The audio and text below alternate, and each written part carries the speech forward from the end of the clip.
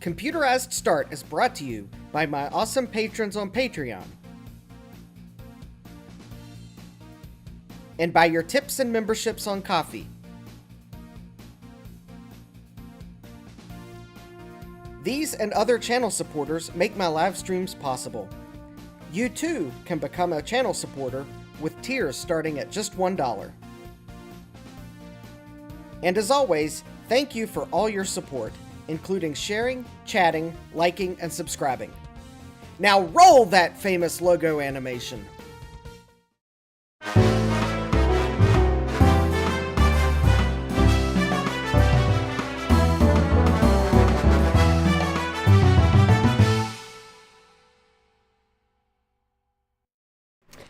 Good evening and welcome back to Computerized Start Live! I am your host, Justin D. Morgan, and oh, it looks like I forgot to turn the dinosaur on. Shame on me. Well, let's see here. There we go. It's amazing what technology can do these days. At some point, I'll take the dinosaur down, but for now, the dinosaur can inflate. It looks like I bumped it, and I'll have to figure out where the piece of tape I put on it to make it sit right on the where I've got it hanging. But anyways, also, if anyone's wondering, the banner I had hanging, yeah, it lasted all of, like, it fell over sometime overnight last Thursday. So anyways, interesting, I have no one in the chat. I guess I'll have to welcome people as they admit to being in the chat. In fact, it is a rather slow night for some reason. I hope I'm actually live. But anyways, let's see here. I guess we will go straight to trying one thing on the bump bar that we were looking at Tuesday, because I posted a thread on Tinker Different, which if I can log on, oh, I'm already logged on, so if I can, let's see here, find the, there we go, find my thread, and copy it, if anyone wants to possibly take a look at it. One Bit Fever Dreams asked me a question, or actually first gave me a suggestion of something to try, and then asked me to post the config sys and autoexec bat files. So I tried them last night, but I made a mistake. So I'm going to go ahead and try what Michael told me to do correctly this time.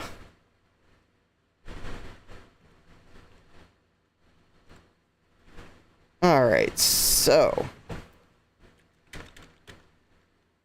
let's see, it was config.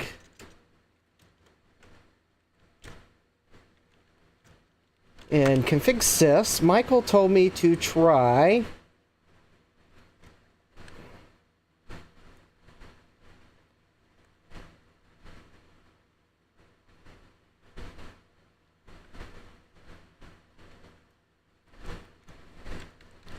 that. Device high, although, hold on, let me correct that slightly here. That's the one he told me to try. Hi, Gutbomb, welcome. Glad you made it. You're also the first person in the chat.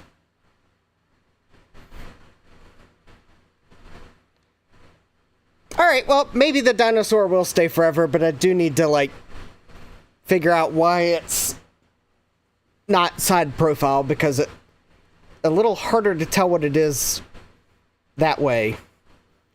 Alright, so, as you can see, I seemingly have started EMM 386. However,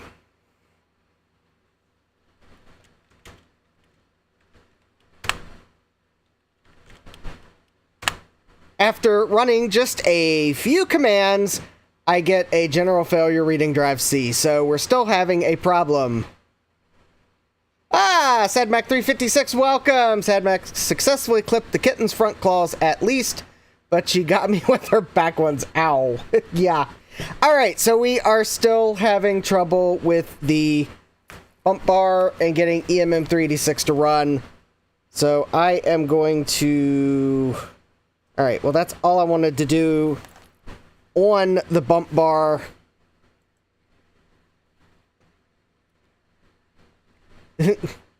Cut Bum says, I've never been able to do that. I end up bleeding too much. Well, I haven't had the privilege of trying to do that. That would require me to get a cat first. Anyways, I think I might have an inkling of what the problem is. I did a little research since my live stream, and I think the problem is this. Or more exactly, the fact that it uses USB. Because apparently, I found somewhere on the internet, and I know you can always trust the internet. Ha ha ha. But the DOS mode, the drivers for USB in some BIOSes that would allow you to use the disk in DOS sometimes use real mode. I think the webpage said they were like really hacky drivers or kludgy drivers or something, or at least that was the impression I was getting. So I'm actually suspecting the problem is that I'm trying to boot off a compact flash to USB adapter, and I'm running into a problem where the moment I load EMM386, DOS goes into virtual 8086 mode, but in order for the system to access the USB boot device, it has to switch back to real mode, and I think I'm running into a problem with that transition, which is why I think I eventually get a general failure reading drive C. But anyways, 1bit wanted me to try that. I now tried it.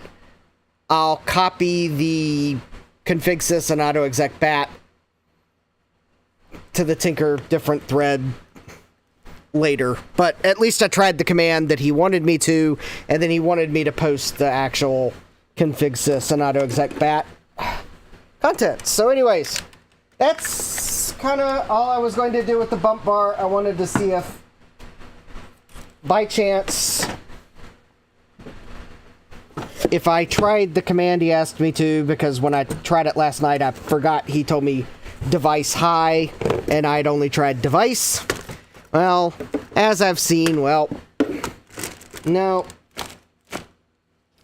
it wasn't my EMM386 statement.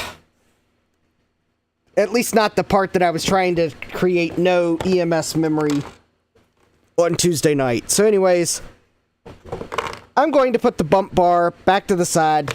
You can check out the Tinker Different thread if you've got other theories or just want to follow along with the adventures of getting MIDI working on the bump bar. But I have a feeling I'm going to have to switch to an SD card for booting, and to that end, today I ordered an IDE to SD adapter so that hopefully I can install DOS on an SD card, because I haven't been able to successfully write an image that thing likes. So I'm hoping if I actually just use a real vintage PC to do it, maybe it'll like it. I think Colin had it working, so I don't know. It's also possible maybe I just need to go to Windows, DOS for Windows 98, because maybe it might like USB better. I don't know. Anyways, at least we tried that. We will now move on to seeing that Retro Tech Chris is in the chat. Hi, Chris. And we will also go to everyone's favorite segment now that we have a few people watching. Ladies and gentlemen, it's time for our favorite segment, Wheel of Regrets. Here's your host, Justin D. Morgan. Hey, who comes up with these titles anyway? Thank you, Jeremy, for redoing the voiceover. I think everyone now can hear it very clearly. Yes, I fixed it. Actually, Jeremy re-recorded it for me, and I actually got a chance to update it, like, right before I started the stream. But anyways, I have one item from eBay. It came in a nice box here, and it looks like this box came from Walmart, but, well, that's beside the point. So this package comes to me all the way from Idaho. You can place your guesses in the chat as to what this might be, but I will tell you this, it is not potatoes. I hope.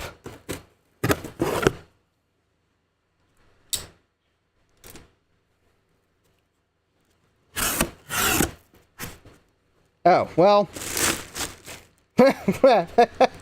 Well, there's not much of a surprise there now.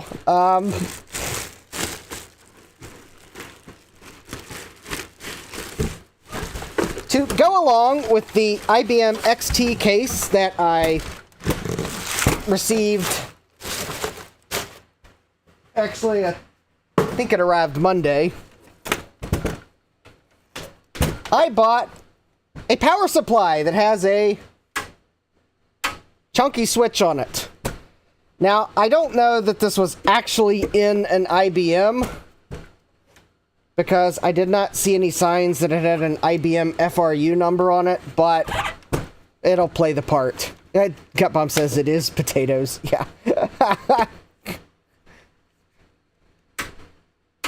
Oh, ooh, this is kind of satisfying.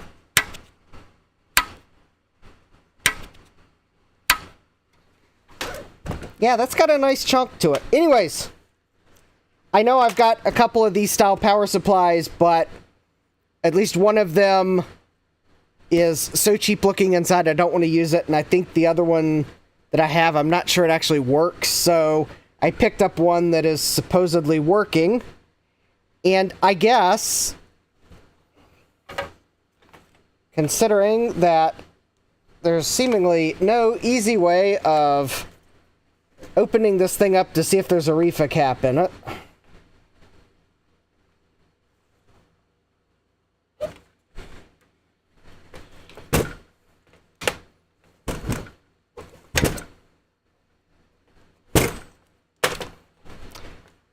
Maybe we should check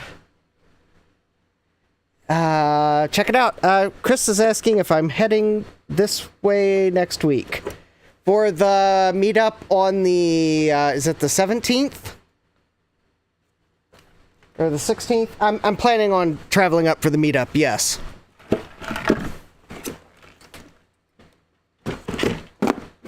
Alright. Alright, yes, I was planning on traveling up. Alright, so we are going to plug in a couple of sacrificial hard drives because, well, Mike Tech can't be the only one that has some. Oh, hey Jesse, welcome! Well, Jesse's here, he was streaming, and Chris says, I have to work that morning, but as long as I don't break everything, I should be done in time. Alright. Well, Chris, limit your breaking things to 50% or less, then.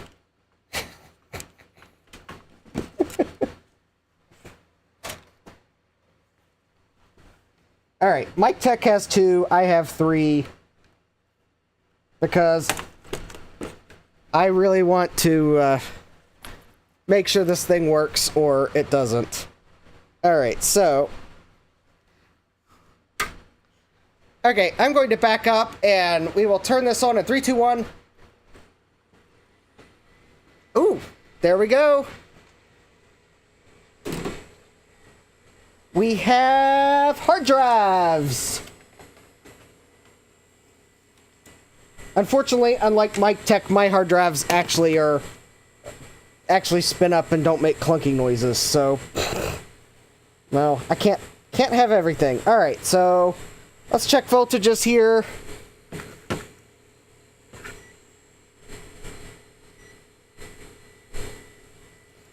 Alright, so it looks like on our 12 volt rail, or our 5 volt rail, we have nice 5 volts. Let's see here, that is negative 5 volts, that's within spec. Let's see here, that's probably going to be another 5 volts, that might be powered good. And let's see, that's going to be our 12 volts, 11.32. Ooh, that's a little low.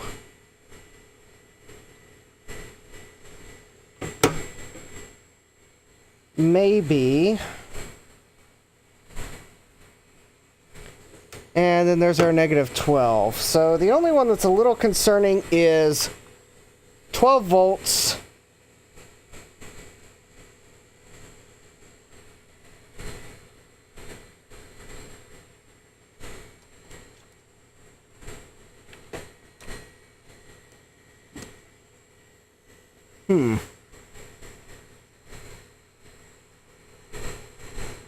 Maybe when we put an actual load on it, it might be better, maybe?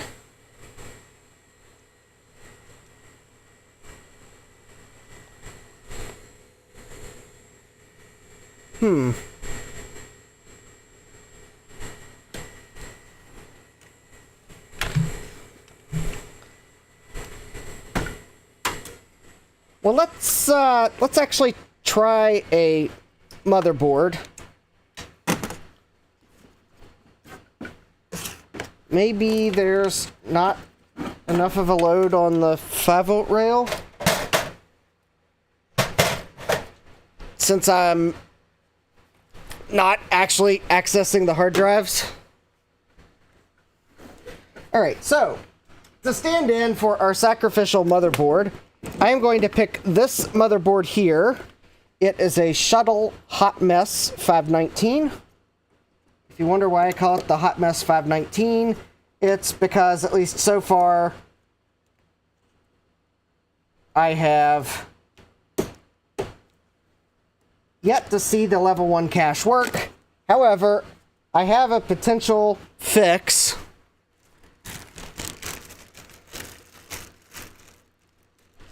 Thanks to something I stumbled across on the Vogon forums.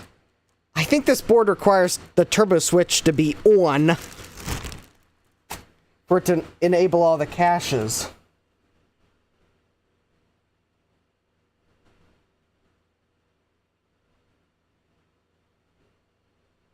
Alright, so we are going to put a jumper on the turbo switch.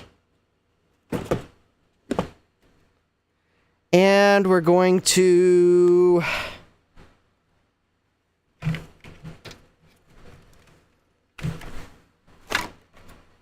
Let's see here. Oh, there's no built-in IDE on this board, so... Oh, I know what we're going to do. Hold on, let me go get the official motherboard testing video card. Oh, wait.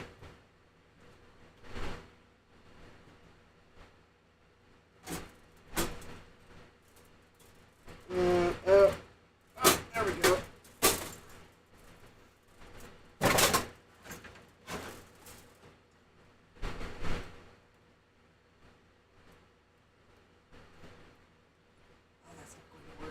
Never mind.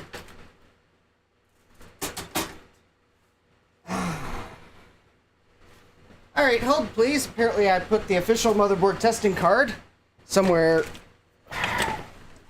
where it doesn't belong.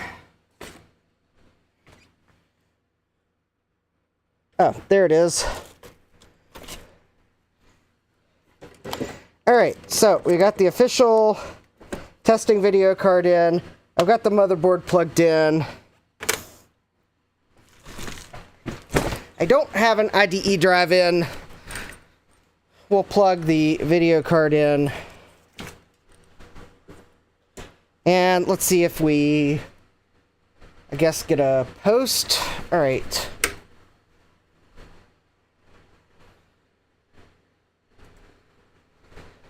All right, well, that looks good. We have a post.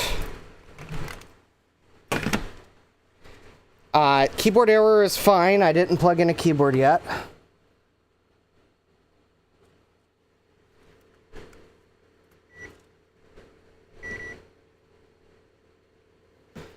Okay, so with a motherboard connected, which means we now have a higher 5-volt load, we're at 11.84 volts, so I think this power supply is actually fine. We just didn't have enough load, so I guess let's, because I'm going to do a 2 for test here, because I'm pretty sure I've shown this motherboard on the channel, and I've complained about it being a hot mess, and now I want to see if by chance the reason I thought it was a hot mess was because I didn't have it in a case, so I didn't have a turbo switch to turn on to see if that fixed the problem. Therefore, maybe I gave it the name hot mess and it didn't deserve it.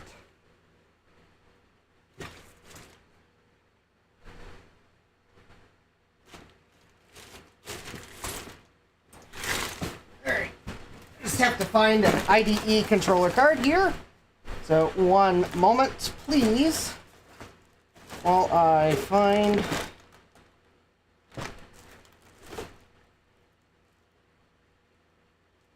Oh, well, that one might work.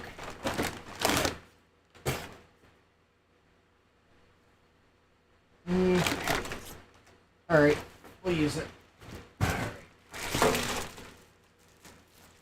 Okay, for drive controller cards, I'm going to use the... I need to find a way to script it so it turns off the animation after it plays it once. Alright, I'm going to use the caching controller card that Chris sent me, because what better way to test a hot mess of a motherboard than to put a controller card on it that seemingly offers no extra performance, despite the fact that I have a whopping 16 megabytes of cache installed. Although, to be fair, I think I know why the performance isn't as great as it maybe should be, and one of these days I'll actually get around to creating a video on that. Spoiler alert, it has to do with drivers, I believe.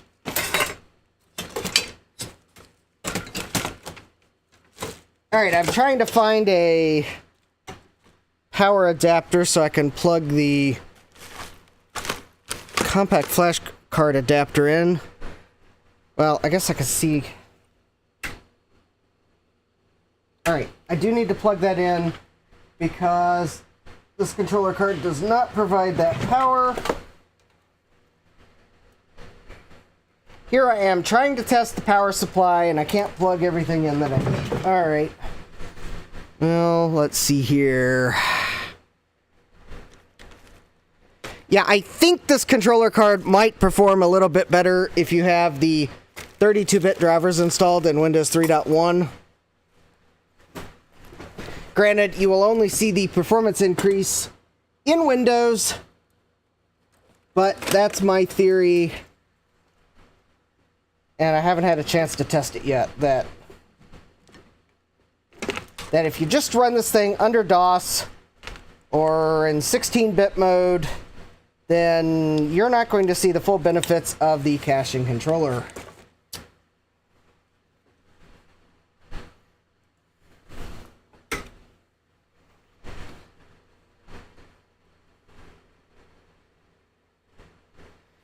All right.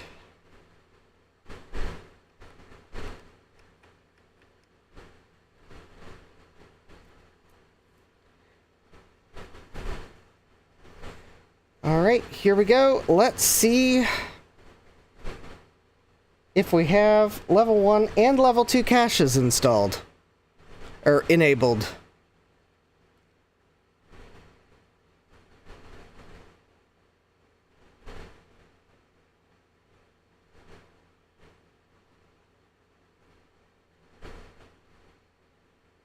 Whoops.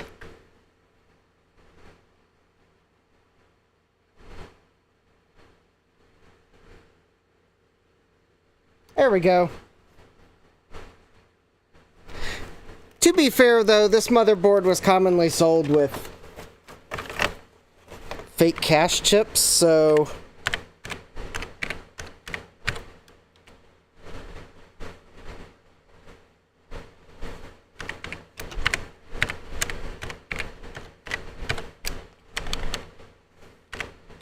quite possible some of the wonkiness with cache has to do with that. Alright. So let's see if by chance cache check shows 2 caches. And I should have probably skipped the startup files. Oh wait, ooh. Well, okay. So if I remove the turbo jumper and run cache check again,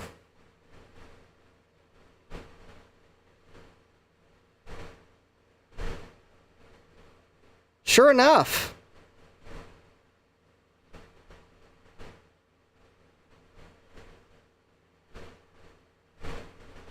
this machine does not seem to have any cache.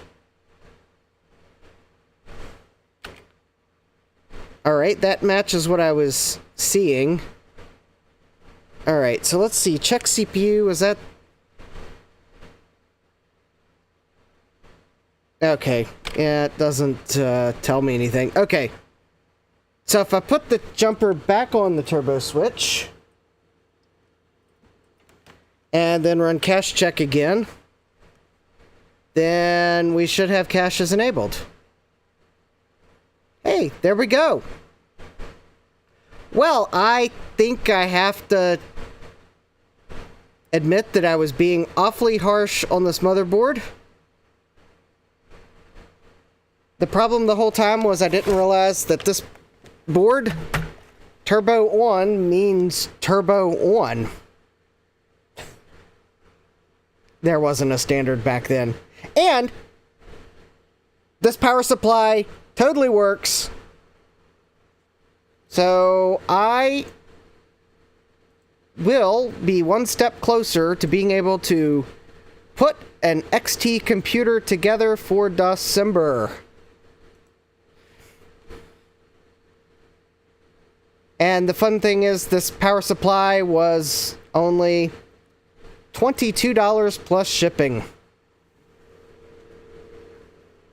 And quite honestly, given how clunky the... oh, okay.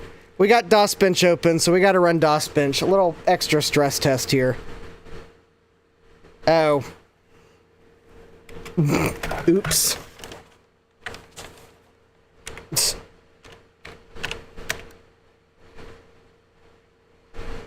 Oh. Oops.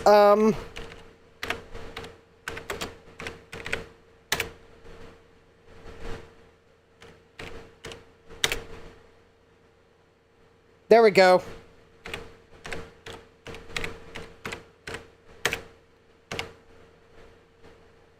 There we go. All right. Fix that. Yes, you can type, you can turn off EMM386 from the command line by just typing EMM386 space off. And that will turn off it emulating EMS or whatever you've got it set to do. Because apparently I had it consuming too much XMS to create EMS. Anyways, now we are seeing if it is a good idea to play Doom on a 486 SX 33 megahertz with an 8-bit Trident graphics card and an old XT power supply. And, well, the power supply part, I don't think they build these power supplies today like they did back then, because this thing's... In fact, this fan is even, like... I mean, is it louder than a fan would be in today's computers? Well, actually, depending on what the computer is, no. Does it sound different than modern fans? Yeah, it does. But is it noisy? No. It's not what I would consider a noisy fan from back then. It's actually quite possible this is a low hours power supply, because it's hard. I don't see any dust on it, or very little dust. So I think for $22 it was a good deal. And so now I've got the proper power supply for my XT case. The XT motherboard is on the way. I already have the IBM CGA card, so that's kind of like the minimum I need to put an XT together. Because I can use floppy controllers I already have on hand and an XT IDE, but at least to get the IBM experience, I at least have either already on hand or on the way the minimum amount. And I'm not going to bother with Tandon floppy drives. I'm just going to use Gotex because, nah. For now, at least. I may get some later. But anyways, if you want to help with the, oh, that's right. YouTuber point problems. So if you want to help with the getting some other supplies for December, well, there's the coffee tip gauge, and well, the link is in the description. And we will get to the planned topic here as soon as this benchmark ends, and this will be the stress test on this power supply.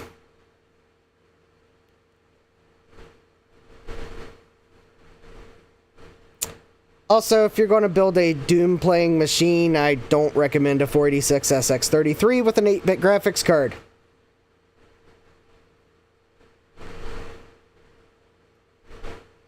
We're not also going to run this with cache off. No, don't worry. I'm just glad that I was able to finally confirm that the cache on this board works. Because I was getting really suspicious that I was the only one seeing the problem.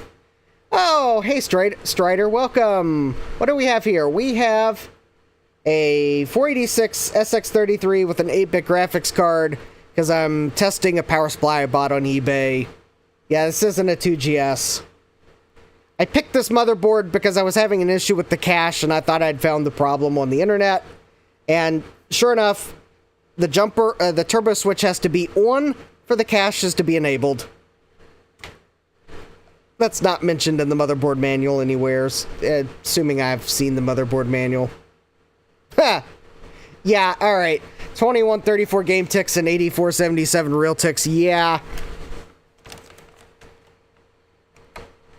Well, yeah, I didn't want to... I didn't feel like configuring the board for anything faster to test the caches. So anyways, yeah, it was the turbo switch. Not having the turbo switch on is why this board wouldn't enable the caches. So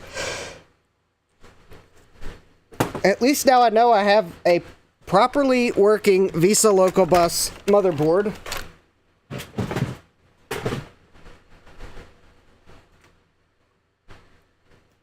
Unfortunately, it doesn't help with my project to put a motherboard in the lunchbox chassis because the CPU socket's in the way. But at least I know the motherboard works, so there's that. And let's see here. And then I guess we also confirmed that the EMM386 settings that 1-Bit Fever Dream suggested for trying to get the bump bar to work with EMM386, so no, that didn't work. I think it's a bigger problem than that. Yeah, 10 concurrent viewers and only 1 like. Come on, smash that like button. I know, it seems to be a slow night for some reason. Hit that like button. Maybe we'll pick up some viewers from the YouTube algorithm. Alright, so anyways, XT power supply, you'll see this again in December. Assuming I don't, drop it and break it. Let me see if I can find a spot to put it down. There we go. How about we'll set it in the box it came in. Alright. And, alright, this motherboard, the moment is just living right over there. And, well, the bump bar...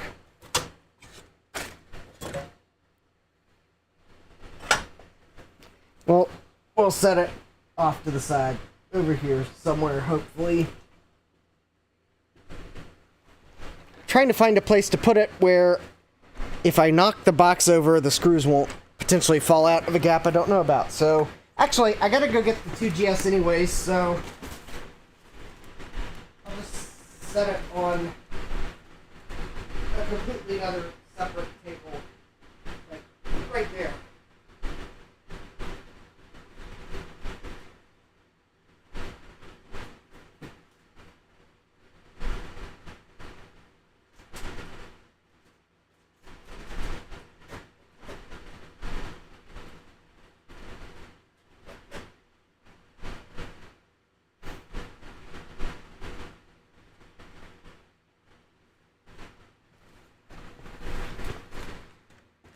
Alright, so I've got the 2GS. I've got some upgrades for it. And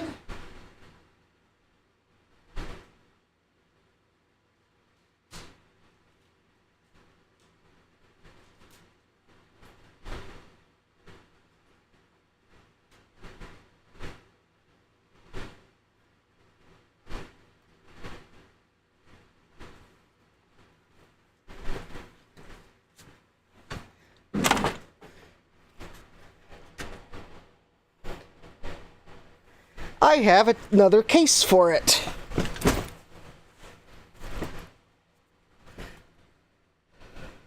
Strider says, I found a bag I forgot I had in the garage. Some CPUs, a 486 DX33, a DX250, and a Pentium 200. Yeah, somewhere I thought I had a DX33. But I think that might have been a CPU that I'd found somewhere, and it actually was dead. Alright, so why do I have another case for this 2GS? Well, problem is, I think this case suffered from a rusty RF shield. But the thing is, these clips that hold the port covers on were designed such that they really want to have an RF shield behind them to make them stay. So if I'm not careful, these will actually just fall off the board, or fall off the 2GS. And while the plastic falling off is not a big deal, the problem is the metal clip that holds them on likes to, like,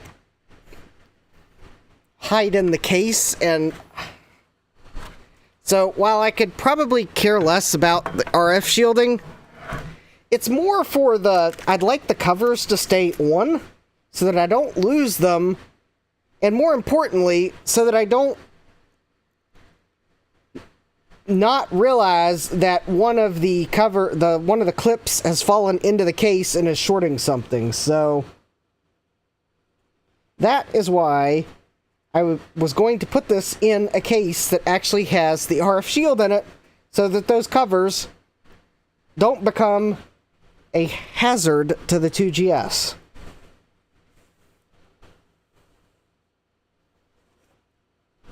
But anyways, so this 2GS came to me from Gut Bomb by way of the Big Bad Biologist, I believe. So the power supply has been recapped.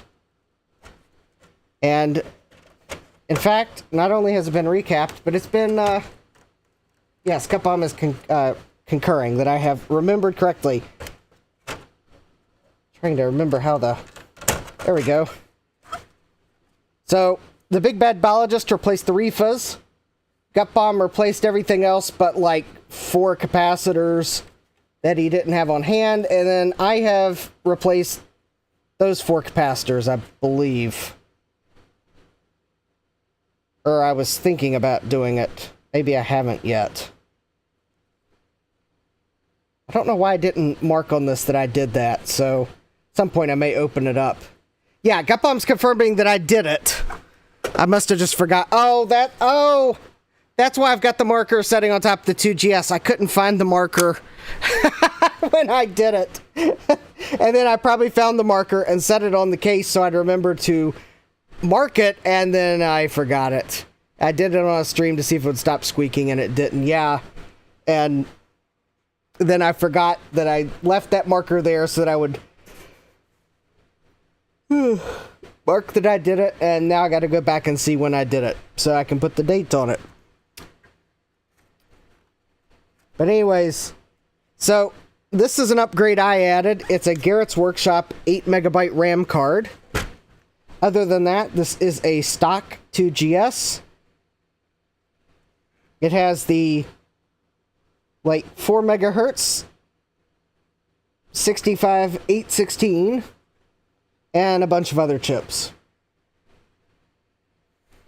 But probably due to, I think, rust from water ingress, because it doesn't look like this was a battery-bombed 2GS. The battery has been clipped. I suspect the RF shield rusted from water, not leaky battery. Or if the battery did leak, someone's cleaned it up really well. One of the two. But anyways, I'm going to...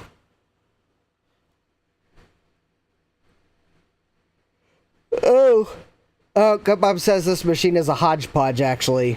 Oh, okay, maybe there was a... The board came from a machine Gutbob got from Garth. Oh, so this is actually more of a... Oh, wow. Apparently this has had multiple people work on it.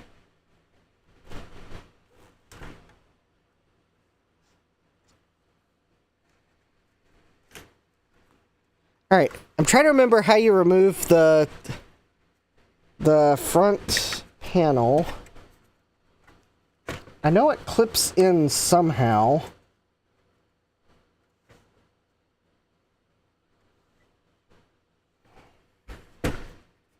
Oh, Gutbob says, oh, there's the clips, that's right. It clips in on the bottom.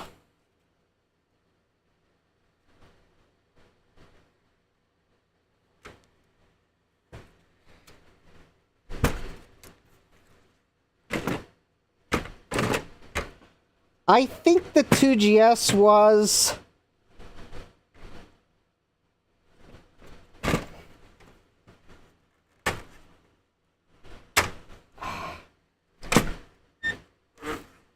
Gutbob's telling me to be careful, and I was careful. I would say that the 2GS was probably...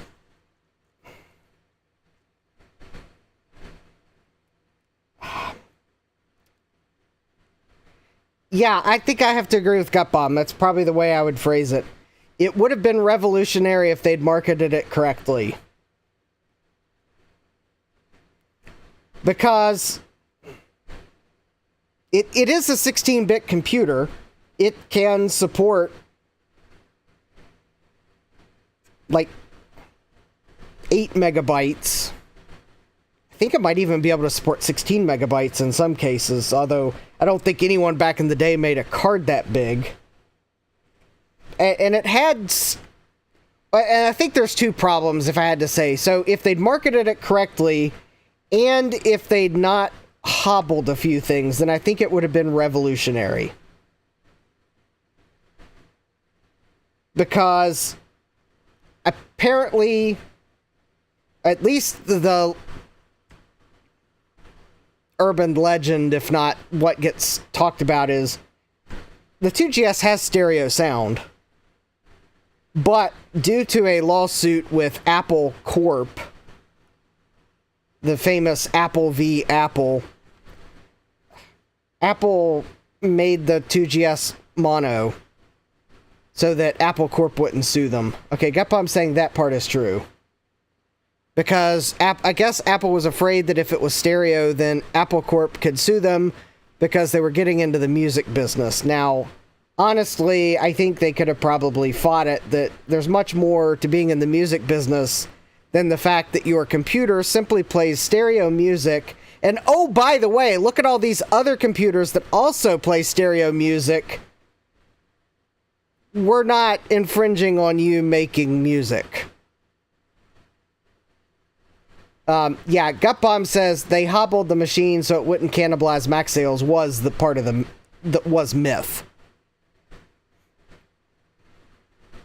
But I think the real reason the performance got hobbled was yields of the 65816 processor. They just couldn't make enough of the fast ones. Yeah, Userlandia did a great video about it. And it was more the yields on the processors was probably closer to why it got hobbled than Apple not wanting to steal from the Mac sales. But the thing is, the 2GS, it had color, it had a nice... I mean, it had, like, lots of colors in the high-res graphics mode. It had GSOS. There was a version of HyperCard for the 2GS. In fact, I think the HyperCard for the 2GS supported color before the one for the Mac did. You could run all of your 2E software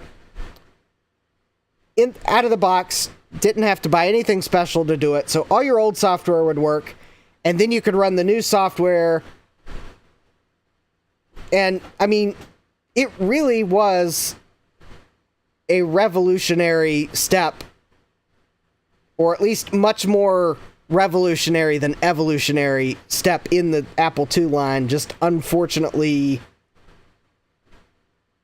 Gutbum says the one for the Mac never supported color officially. The 2GS one did. Yeah, the one for the Mac required an extension to do color. So I thought maybe Claris eventually bought the extension so they could bundle it. Because I know, yeah, it used to be, I think, at some point it got included with HyperCard, so maybe Claris either licensed it or bought the company that made it. But yeah, to first get color, you had to buy a third-party extension, and I think it was HyperCard 2.4 shipped with it. Gutbomb says the extensions were, quote, unsupported. That is true. But it was bundled, even if it wasn't supported. It was bundled.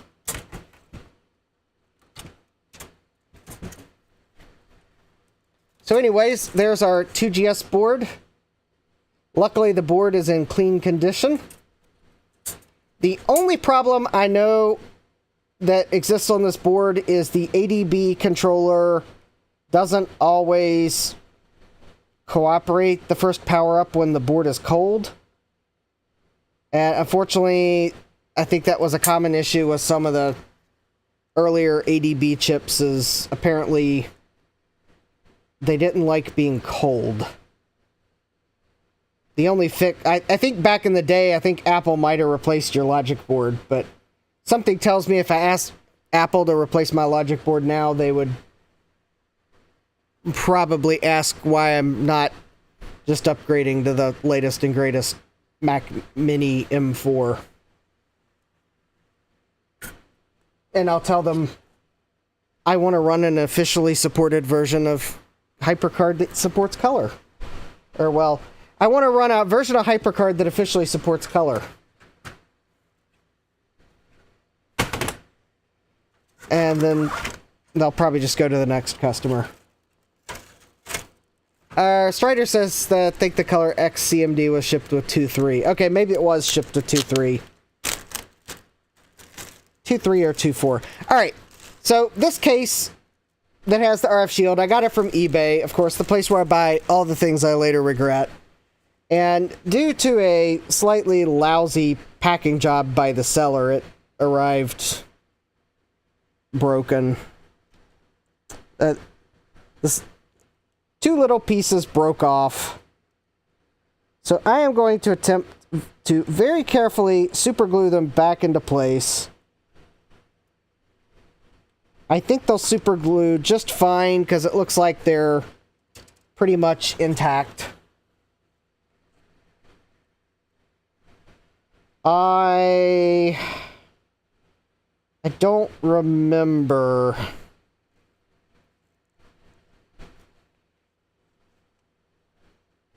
I don't remember if I...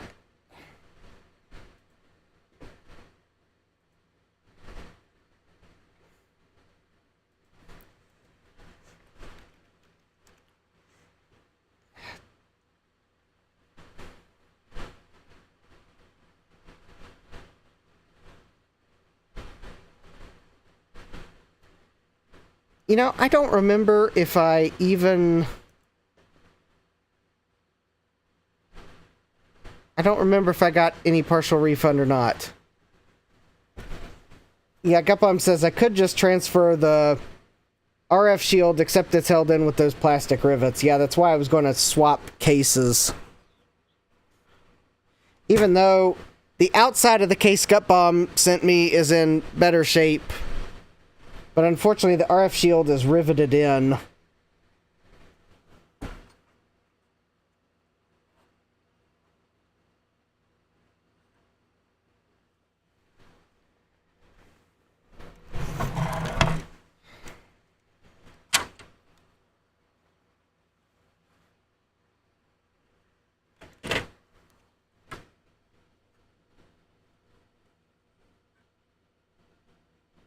Yeah, it looks like all the... Yeah, they're all cut. Alright, let's see if I can tell...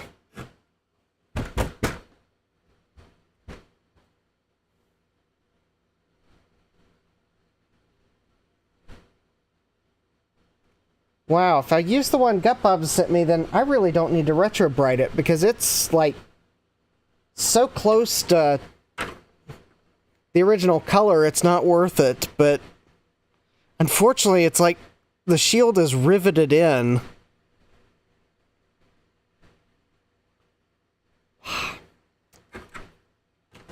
Alright. I'm not going to put it in the new case tonight because I'm going to have to think about that some more.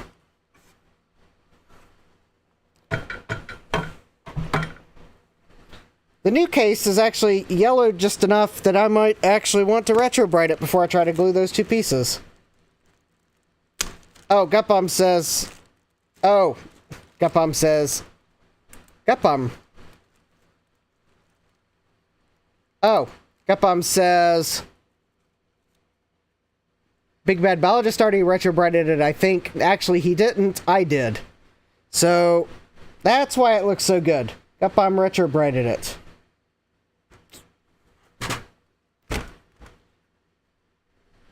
Because the other thing about this replacement case, which I wasn't... Well, it's got some stuff that needs to be cleared there. So actually, I'm not going to put it in the case tonight, because... I might look to see if there's a way I could just transfer the RF shield. There's something I can do to, like, secure it in place.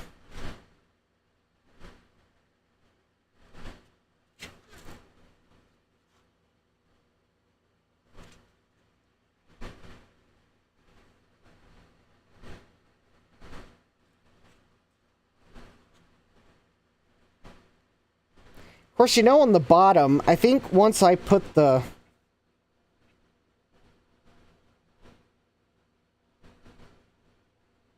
I don't know. Alright, I'm gonna... I thought I was ready to transfer cases, but... I'm not so sure now, so I'm gonna... I don't know. So I'm gonna set it back to the side. We'll just put it back in the case it originally came in, because it was retro-brighted. It looks so much nicer. Let me go set this case back to the side so I don't break it more.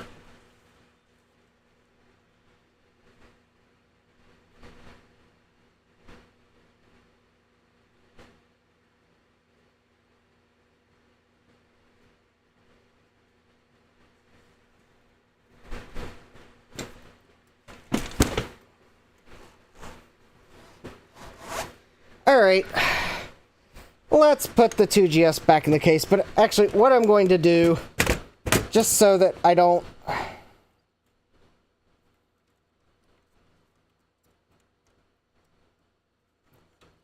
I'm going to go ahead and remove the port covers, just because they like to fall off.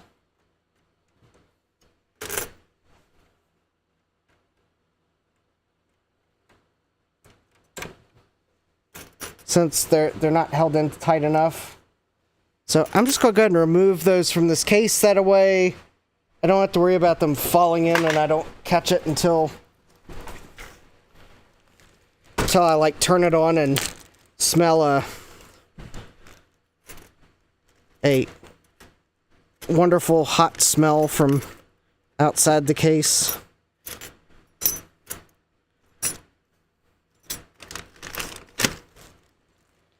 I don't want to have to be asking the question, is that chestnuts roasting over an open fire? Or is that clips on my 2GS motherboard that are shorting something?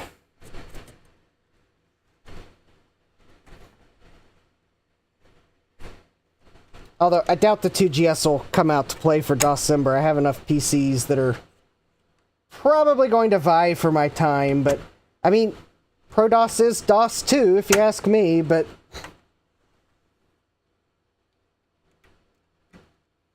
maybe I still might find an excuse. Alright, so, there we go.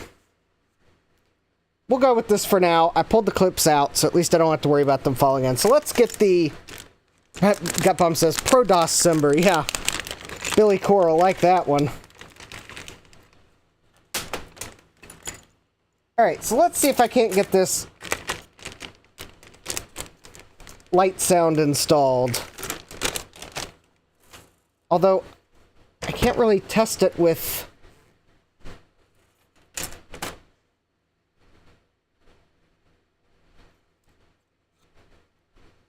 Alright. So, this goes to J25. So, basically, the LiteSound is a thing. A thingamadoodle. I can't tell you exactly what it's doing. It does something. I don't know. Gutbum says, I can bust out the 2GS to make some Christmas cards in the print shop. Yes. Anyways, so all you gotta do to install this thing that does something, and it's only using the slot for power, is... You see the side that says 2 keyboard? Well, 2 keyboards the front of the case. I'm going to plug it into slot 3, because it doesn't matter what slot it goes in. It's only using the slot for power. And then we plug this into J25, which is this header here. Like so. And then, I think we plug the audio cable in like that. And then we've got the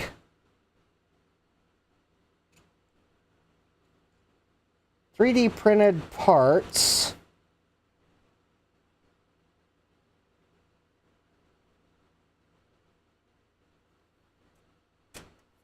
And I guess we just have to pick a... Oh, yeah, okay. So, you just pick a slot to put it in. So, I'm going to put it over here. Only because that's kind of near where the audio and video go. So, maybe I should have put the card in slot 1. Oh, actually, slot 3 looks good. Alright, good night, Strider. Thanks for joining. So I think the way this is intended to install is we put the... Oh. Actually, I think first, probably remove the nut from the stereo cable. I don't know why there's 2. I think there's a 2-jack version of the board, but I don't know. I really couldn't tell you what the difference is right offhand.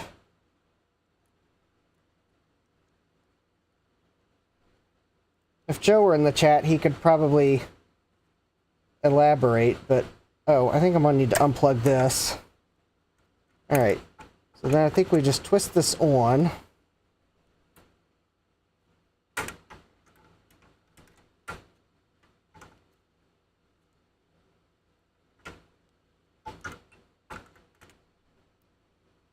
There we go.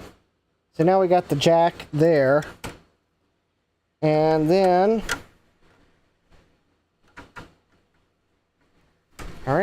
And there's that. It's been a little while since I ordered this, so I've kind of forgotten what the page says about 1 versus 2 stereo jacks.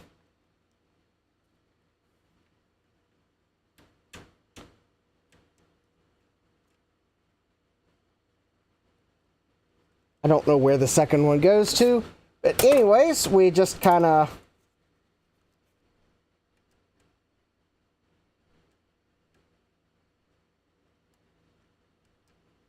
screw this in. And now the thing about the LiteSound is, as far as I could tell from the product page, not all software supports stereo.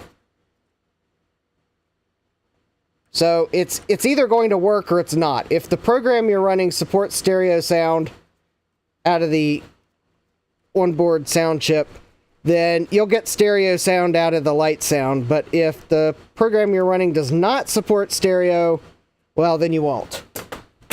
This does not magically add stereo to support to programs that don't support it.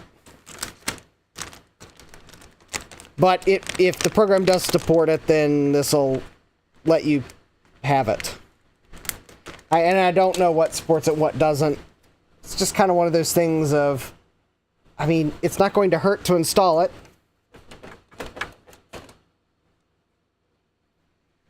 So there we go. That's the LiteSound. Now, I have one other goodie here.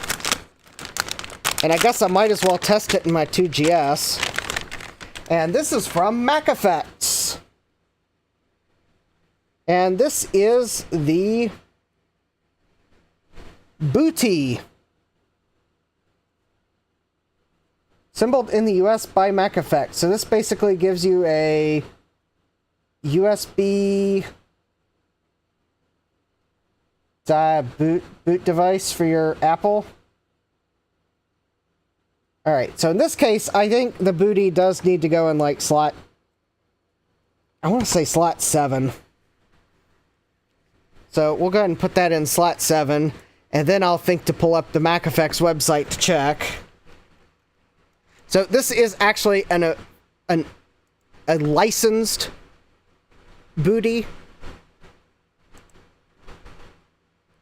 It's the Booty hard drive emulator for Apple II series. So it is licensed. Designed in Australia and hand-assembled in the US.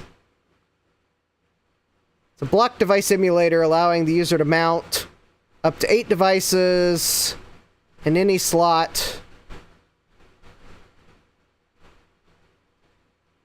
In any slot-equipped Apple II. So actually this would work in the original Apple II all the way up to the 2GS. So we'll use the 2GS. Each card includes a 4GB USB thumb drive preloaded with Total Replay 1, Total Replay 2, Wizard Replay, and Apple II Desktop. And additionally, it contains a PDF manual for your convenience. So I guess I need to pull the USB stick and open the manual up. Alright, well.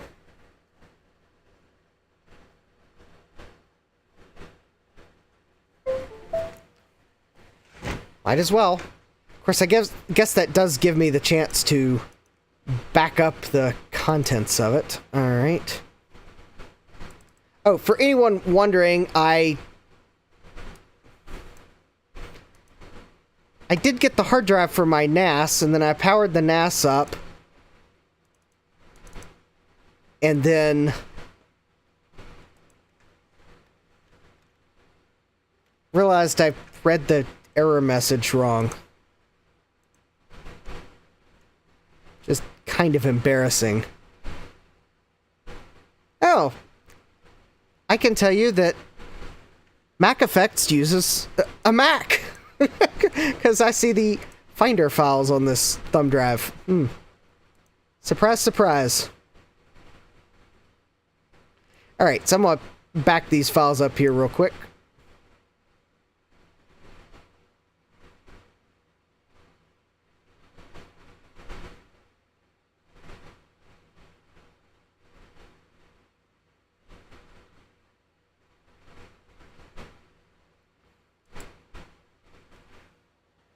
And then I'll open the PDF file and we'll see if I need to do anything.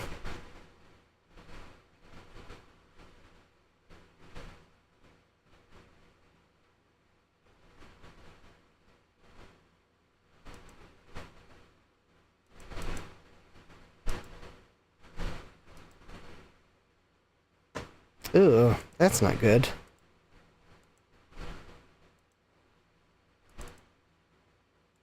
Well, I was trying to back up one of the files, and... Ah, interesting. It's no longer located on the thumb drive. Okay, let's try that again. That's weird.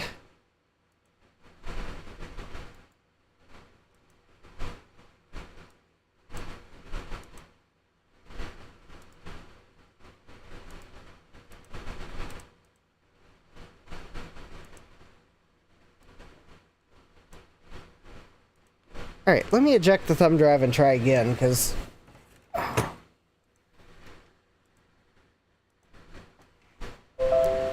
my PC's complaining about it.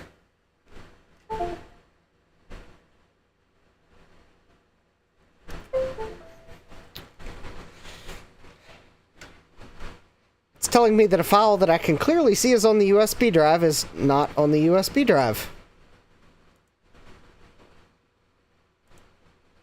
Alright, let's try copying that again.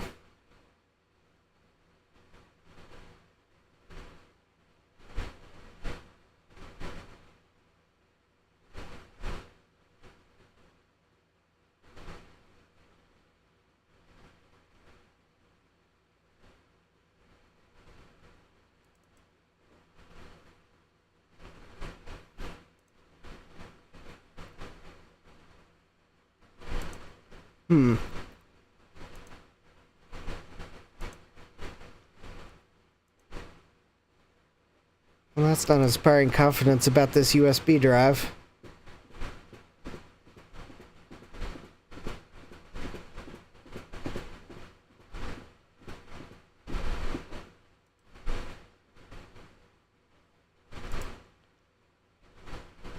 Well, that's...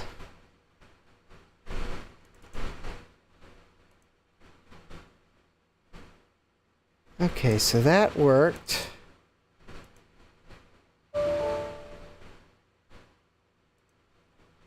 That image is unreadable.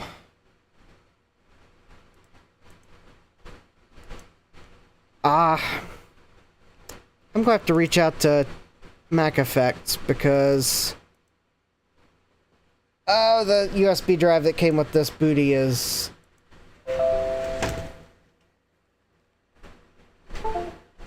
not working correctly.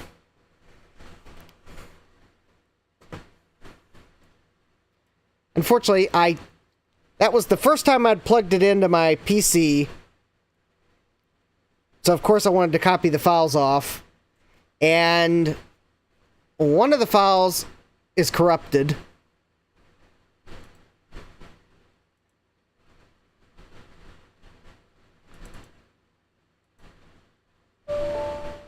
And one of them won't even copy off the thumb drive. Actually, two of the files are corrupted that I copied off of it, and one of them won't even copy, so... Bummer.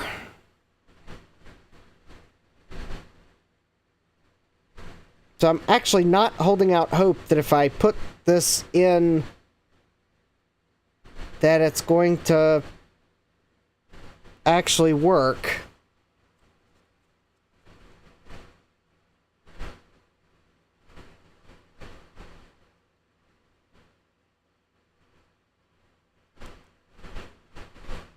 Alright, so...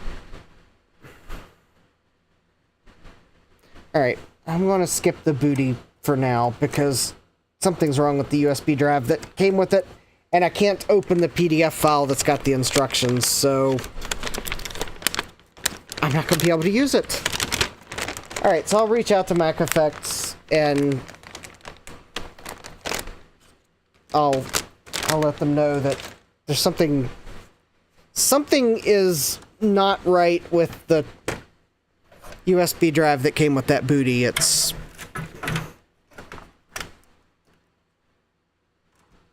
acting like the thumb drive is failing, which kind of makes it hard to use. Alright, well, I guess we're going to have to not use the booty, so that means I need to... Well... Actually, I just realized where I put the LiteSound's audio... It's kind of in the way with the power plug.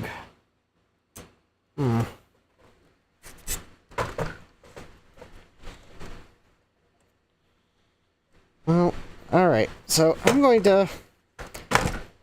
Okay, as much as it seems like a good idea to put the audio jack for the LiteSound near the video out, that actually is not a good place to put it, because that makes it hard to just unplug the power supply. So therefore, I think I'm going to move it to the other side.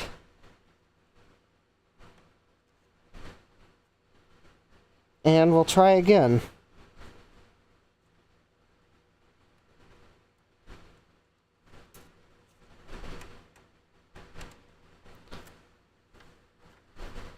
Alright, so instead of there, we'll move it here so that it's near the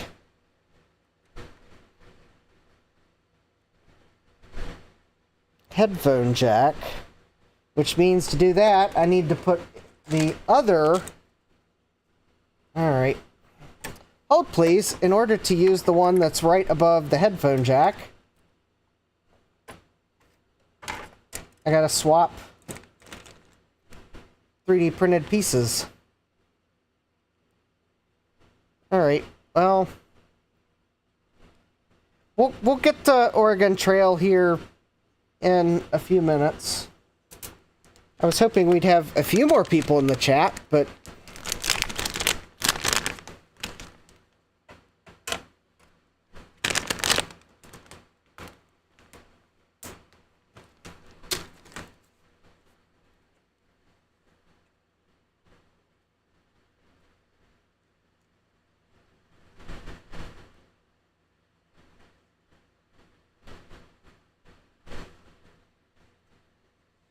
Ah, Cupbomb's working on another video. Awesome. I'm like wondering, is someone else streaming, or is it just like a busy night for school sports? So like something on TV I don't know about? Not that I pay for cable to be able to watch it, but...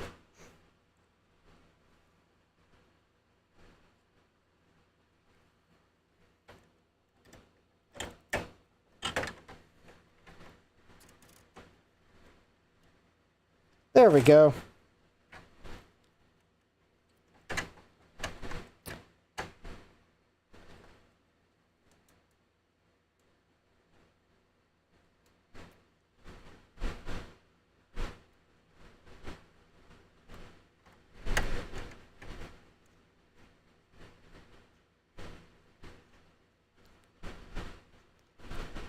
Oh, hey Sloopy, welcome.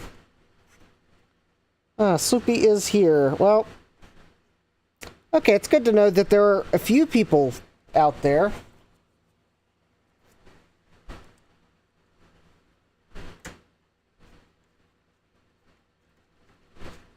We'll get Oregon Trail going.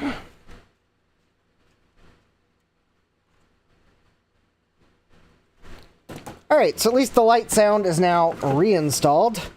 It's at least now installed in a spot where it will not hopefully interfere with anything, including the power plug. So now I can plug the power in.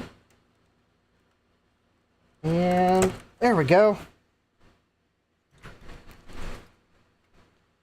Jesse says I'm not dead yet. Alright, that's good. It's just a slow night for streaming. I was just glad that I was able to get my NAS. Well, actually, I was glad to figure out that despite the fact that I sure thought I saw an error message when I shut it down to go to the beach, I kind of guess relieved that I just realized that I looked at 2 messages in the log sideways in the rush to shut it down and get out of the house. And apparently what I thought said there was my pool was in a degraded state or degraded performance. Apparently I just saw an informational message about the pool and a warning that said a service was deprecated, and I thought it was a pool degraded. So even though I ordered hard drives and had the NAS off for data preservation reasons, apparently nothing was actually wrong with it. So imagine my surprise when I powered up and I see that the motherboard finds all 6 hard drives. I'm like, okay, that's weird. And then I log in and I unlock the pool and it's like, yeah, you're good. Okay. Jesse says, I only had 1 person come on my stream tonight. It's probably for the better given how horrible it went.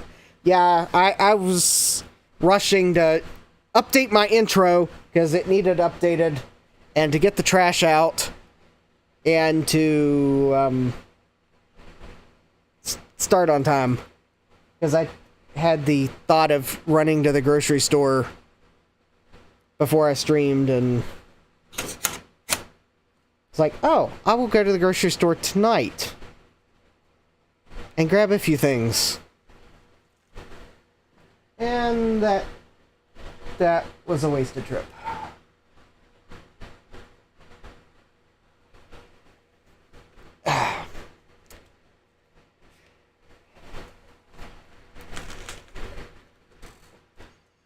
Okay, let me find the ADB keyboard and...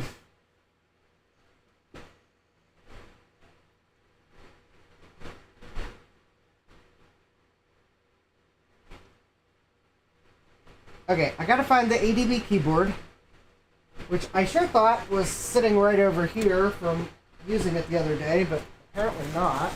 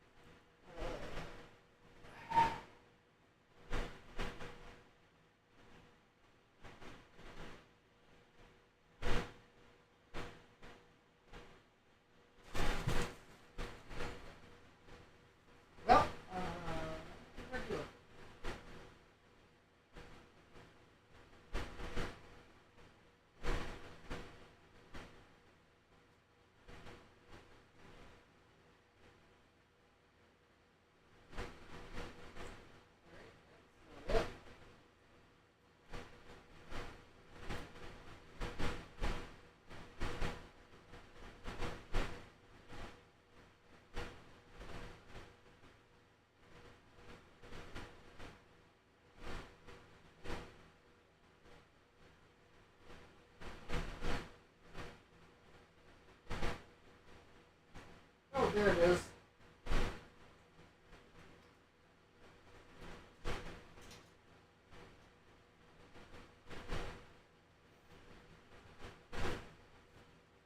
It was with the Quadra 700.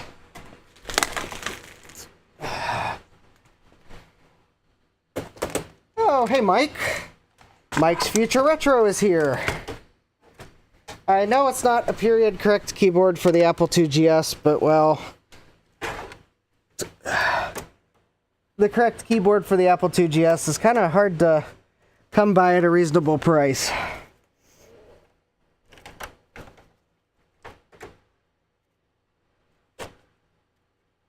So instead we'll just use an Apple design keyboard, because at least it's compatible. Alright, now let me find my box of floppy disks, because I don't feel like updating firmware on my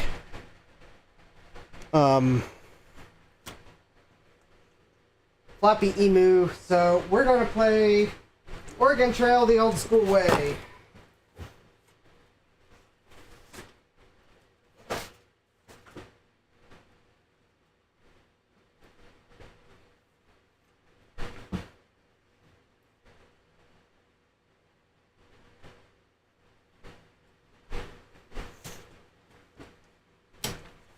We're gonna play it with an actual floppy disk.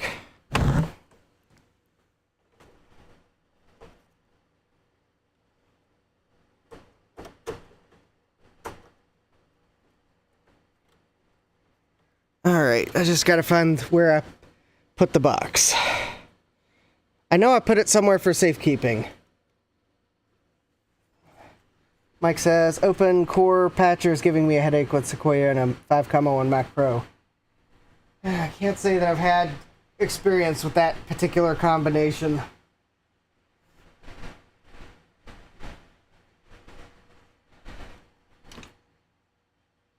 I'm going to just have to break down and try open core legacy patcher so I can run a newer version of macOS on my MacBook Air. As much as I would love a new Apple Silicon Mac.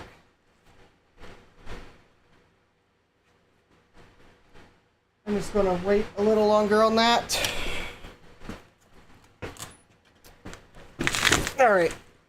Trying to spot where I put the box of floppy disks, so please continue to hold. The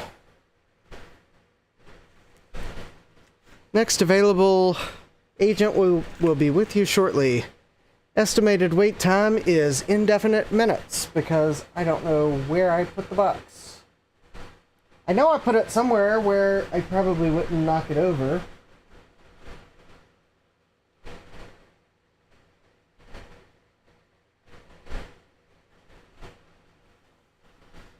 Oh, hold on. There's only a few places where I might have set something like that.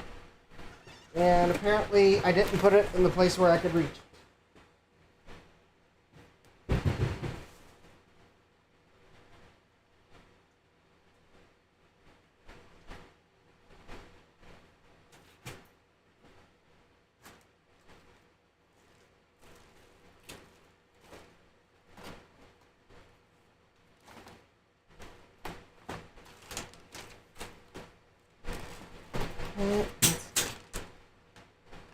Oh, that was just a heat sink for something I don't know.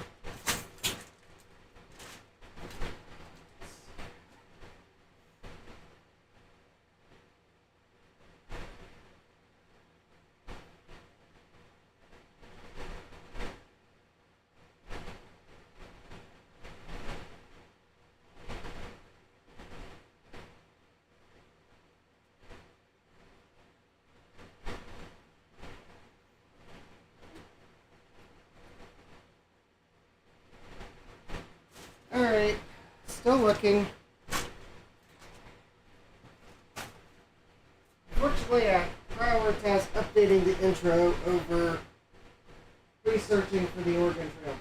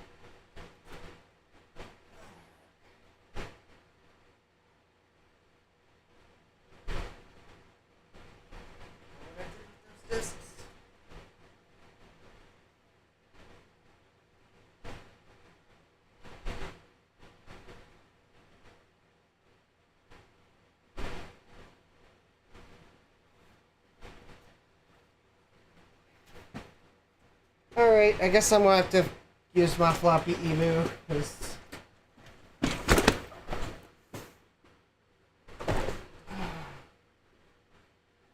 I don't see the box of discs anywhere.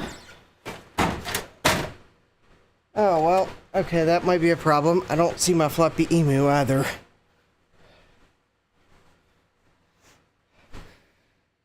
Mike says, OpenCore works flawlessly on my Mac Mini 2012. My MacBook Pro 2012 is Sequoia, though, yeah. Well, I had 5.1. It was a couple years ago. And I had OpenCore on it. It wasn't the legacy OpenCore Legacy Patcher. It was OpenCore. So I guess it was a older version. And I guess it was before they knew that Apple was going to deploy an update that was not going to work nicely with OpenCore. And, well, I got auto-updated, or I installed the update without knowing, because I guess, actually, it probably auto-updated. I didn't realize I had auto-updates installed or something like that. Anyways, it basically made the OS install unusable. And that's when I stopped using it and just gotta... Jesse says, time to start cleaning. Well, the problem isn't necessarily that I need to start cleaning, because every time I start cleaning, I then misplace more things. The problem is I need to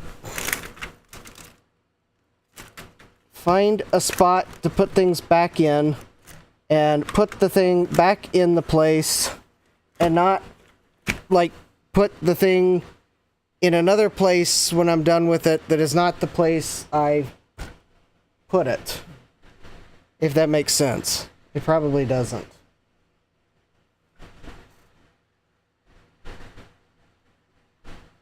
Because that's exactly what I've done. I have put the thing in a place where it doesn't belong. And it could have happened while I was cleaning. So now, not only could I not find my box of floppy disks, I don't know where I've put my floppy emu either.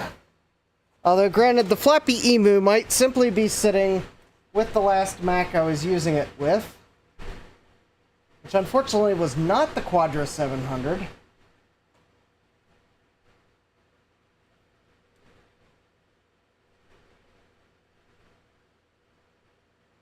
But where the box of 5 1/4 inch floppy disks went, that's actually a good question, because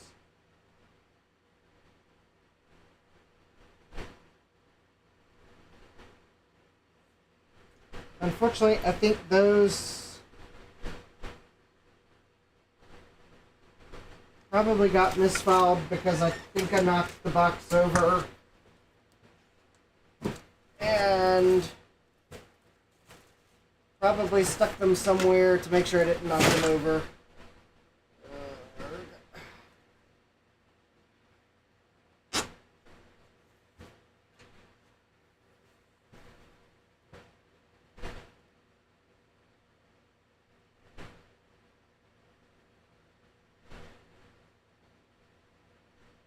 Okay, let me see if I can find the discs. They've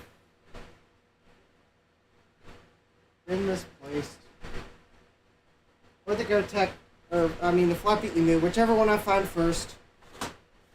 Doesn't matter at this point. Either will work. One's probably with a Mac. The Mac I last used it with, the others wherever. Probably in a quote safe spot.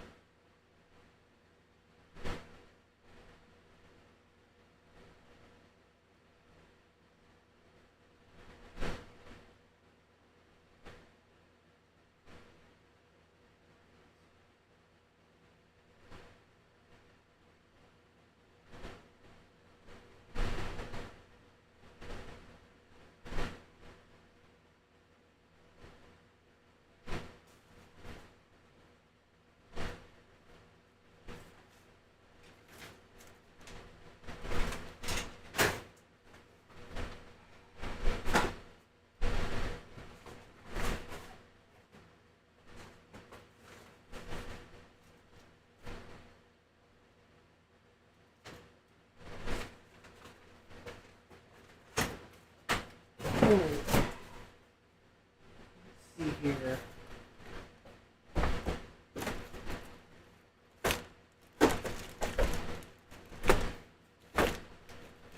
No, it's not there. Not there.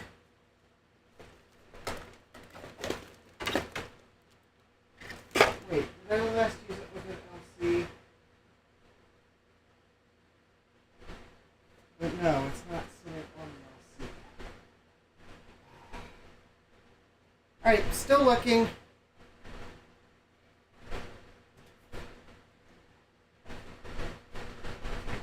is called... Apparently I sabotaged my own live stream several weeks ago.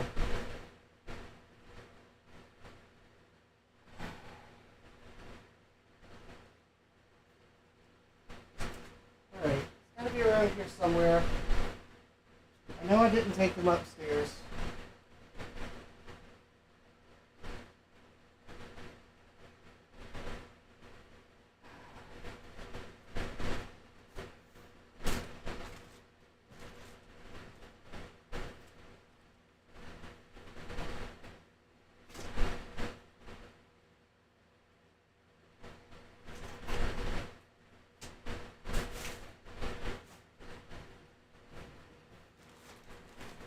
Alright. Didn't set them. Nope, they're not setting there.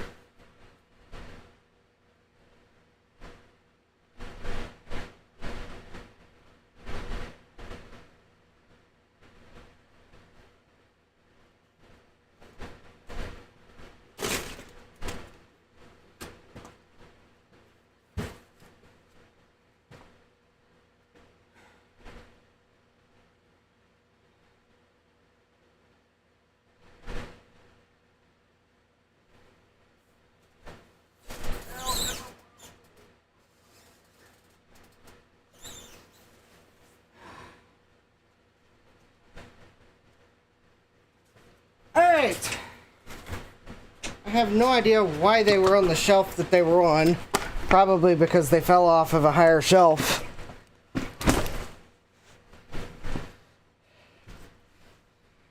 Mike says, I think my first Silicon Mac will be an M4 Mac Mini and put the 5.1 to server level work. Yeah, I probably will break down and get a Mac Mini M4 at some point. I found the discs.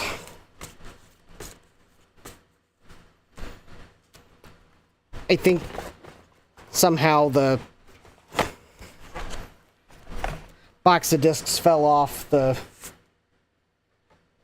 shelf that I had them on where I normally put them, and possibly due to where another box was sitting, it managed to, instead of falling on the floor, it fell onto the lowest shelf.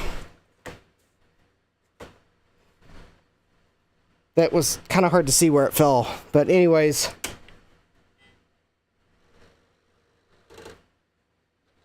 Alright.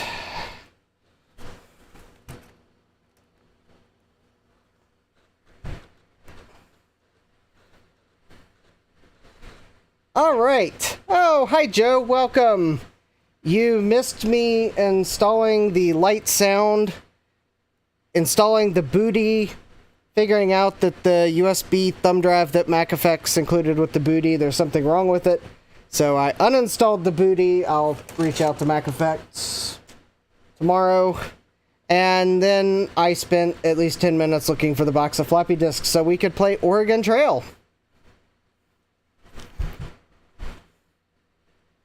Your LiteSound installed without a hitch, and I have no idea how to test it though, because I don't know that I have any software that runs in stereo. But anyways, it's installed. It looks nice. But anyways, there we go. We got the Oregon Trail. Joe says, yay, the absolutely imperfect thing to use to test stereo.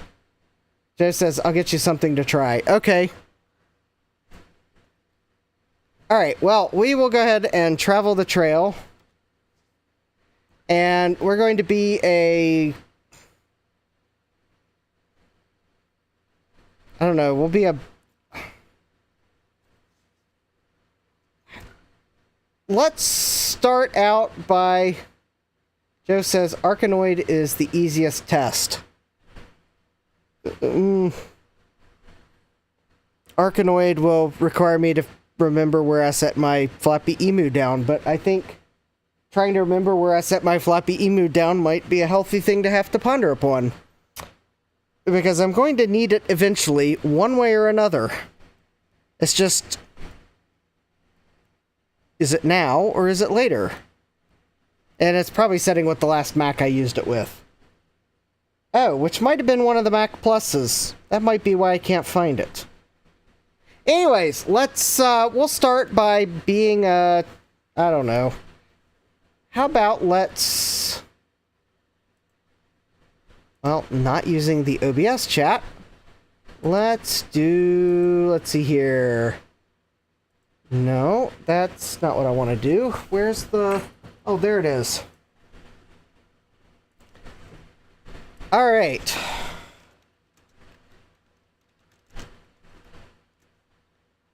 Alright, so we got a banker, farmer, as a carpenter, and a farmer. Alright, so you all in the chat can decide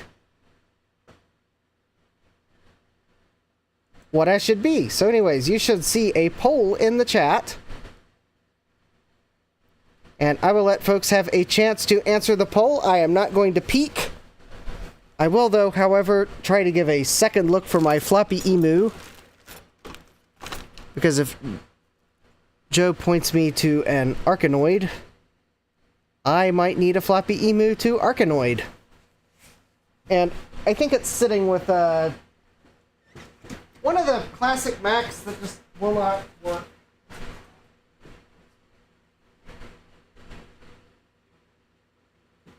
Quite possibly still plugged into it.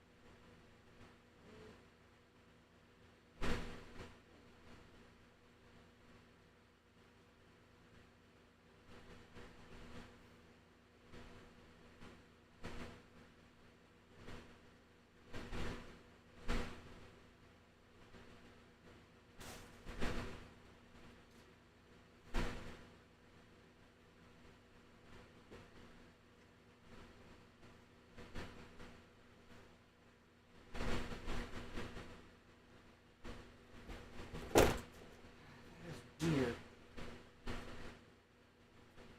What did I do with it?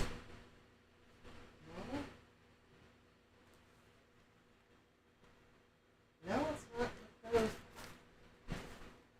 Okay, the weird thing is I normally keep my floppy emu in a drawer. But it's not in that drawer. Which means I pulled it out of the drawer to use it, and...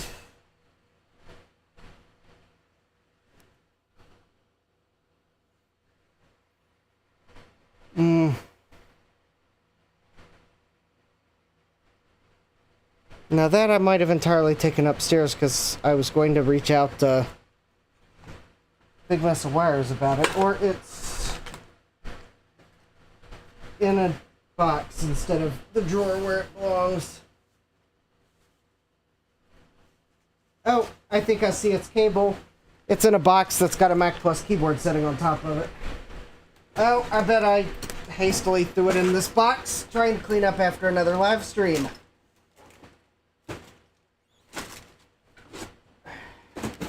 Yep, there it is. Alright, I know for certain it's got Mac firmware on it. Alright, so let's see what the poll says. Alright, so we're going to end the poll. And it looks like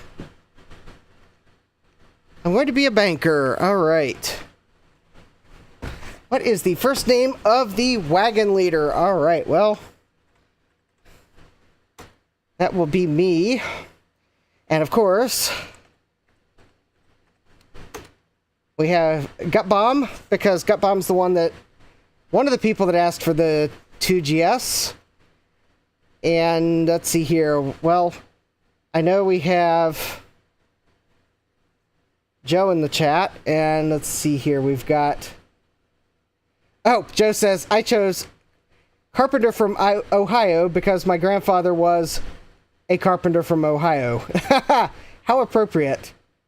Well, I know we got Joe and Mike and...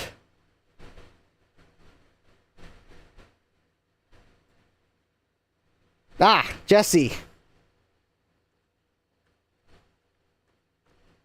Oh, it won't let you put letters.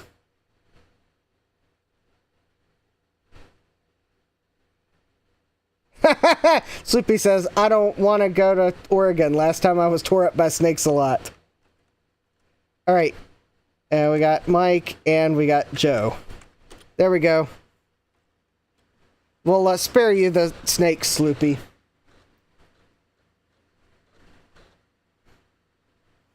Alright, let's see here. I think we should leave in... Joe says for I-386 you could put tests for 386. Yeah, too late. Alright, I think we will leave in April because April apples. Sloopy blames Gut Bomb. Alright, before leaving Independence, you should buy equipment and supplies. You have $1,600 in cash, but you don't have to spend it all now. Alright. Let's see here. Well, we should probably buy some oxen. Matt recommends at least 3 yoke. I charge $40 a yoke.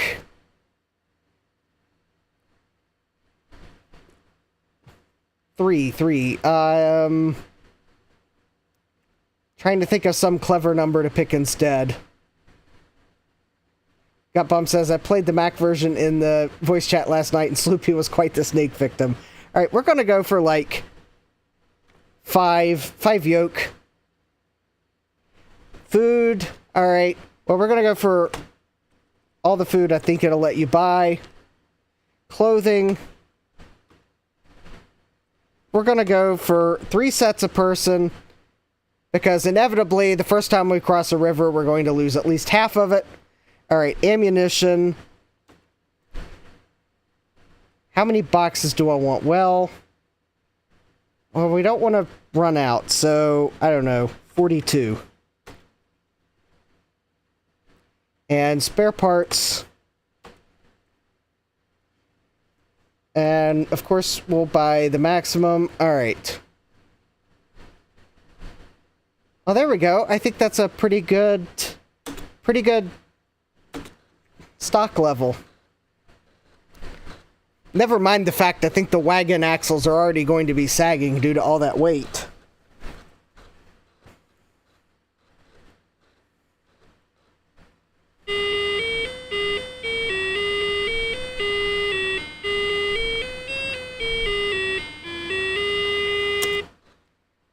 I wonder if the sound would, if I plugged in speakers, if it would improve the sound. Probably not. Alright, so we're going to change the pace already before we even leave. Because we want to go at a strenuous pace. And I'm going to go ahead and change the food rations.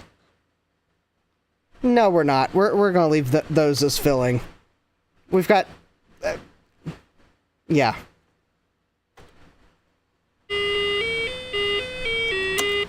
Alright, we've got 102 miles to the Kansas River. Ah, great. We already lost the trail. 4 days in, we lose the trail. Great. Would you like to look around? Oh, yeah, we'll look around.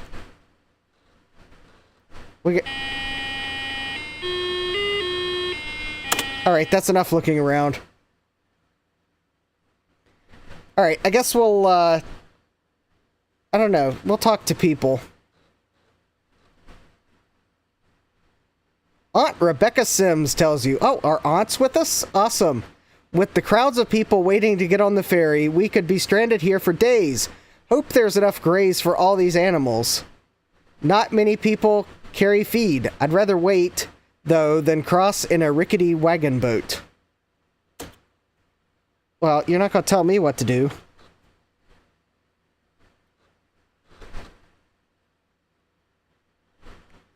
Alright, it's currently 625 feet across and 4.4 deep in the middle. Alright, I guess, I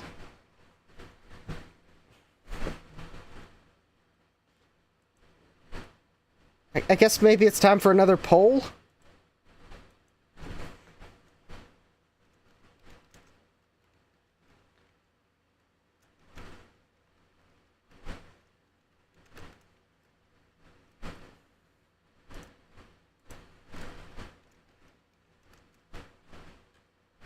Let's see here, we got to,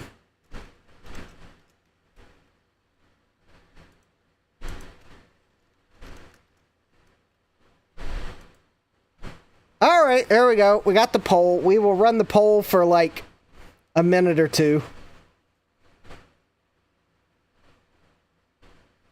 Or at least until I see, like, at least 5 votes. Uh-oh. 3 votes. Everyone's saying to... Oh, we got someone that thinks I should ford it.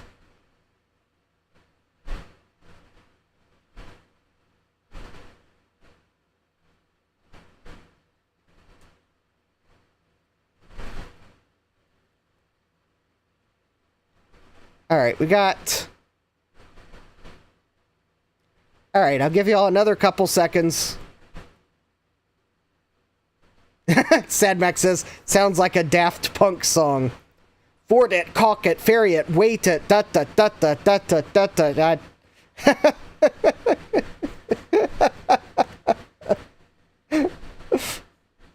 Alright. I think I gave everyone a minute or so, and it looks like the winning answer was to ferry it. So, alright, we will go ahead and take the ferry across. It will charge us $5. We'll have to wait 2 days. Alright.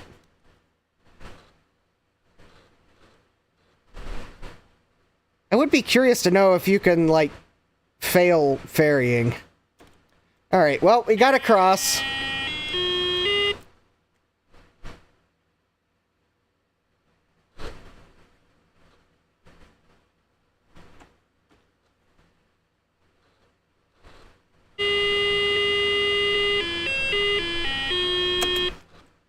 Alright, let's see. We got the river crossing here. So, let's see here what our options are. Cross the river. It is 235 feet across and 3 feet deep in the middle. So, let's see here. Looks like we can ford or caulk. Alright.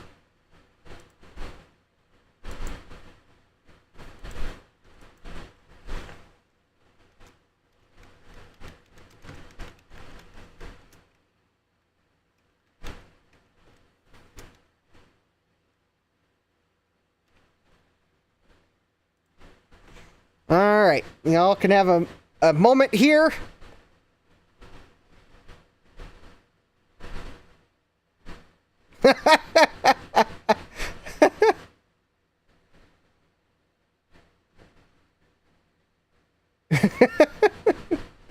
Alright, I think we got, well, we got 3 votes. Alright, we'll give folks about a minute, or at least when I get 5 votes, because I think that's the 5 votes, then I'll give a couple extra seconds in case someone's slipped in and wants to vote. Alright, last call for votes. We want to get done with Oregon Trail before it gets too late, so we will end the poll. And it looks like... Alright, well, it looks like we are going to caulk the wagon and float it across.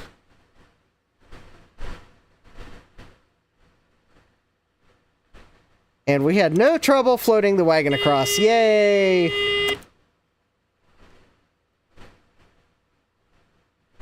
You pass a gravesite. Would you like to look closer? Why, of course. You know what this gravesite has to be? It's everybody's favorite.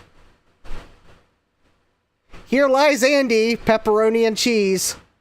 I think you should have looked at the package, because unfortunately, he might have thought he was eating pepperoni and cheese, but he ate the knockoff brand, apparently. Alright, there we go.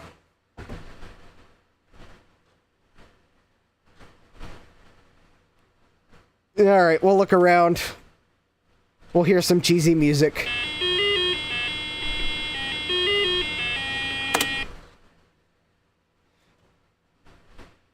Alright, let's, health is good, pace is strenuous, rations are filling. Well, we'll continue on the trail. I think we're probably good. Alright. Joe says, I always lost this game. In other news, Joe has measles. In the game, that is.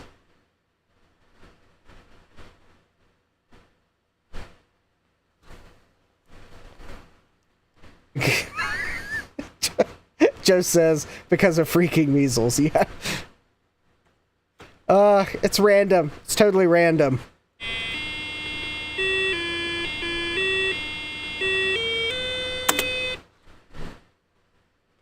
Alright, so... we will, let's talk to people. Let's see if people want to talk to us. I don't know if that's smart with Joe having measles, but... Celinda Hines tells you, Chimney Rock by moonlight is awfully sublime. Many Indians came to our wagon with fish to exchange for clothing. We bought a number.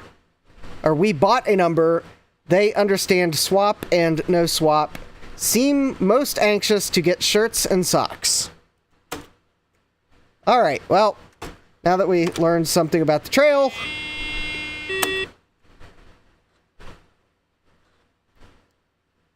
we find an abandoned wagon with 3 sets of clothing and 42 bullets. Okay! America!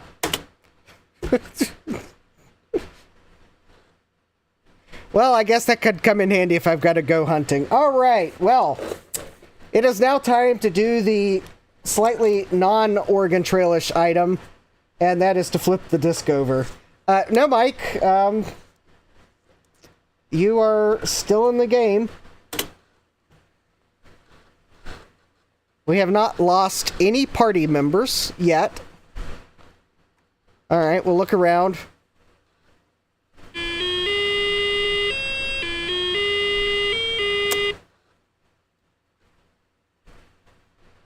Alright, I guess we will talk to people.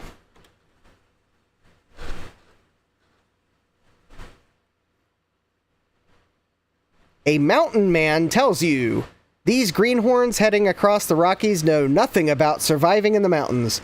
It gets awful cold up there, even in summer.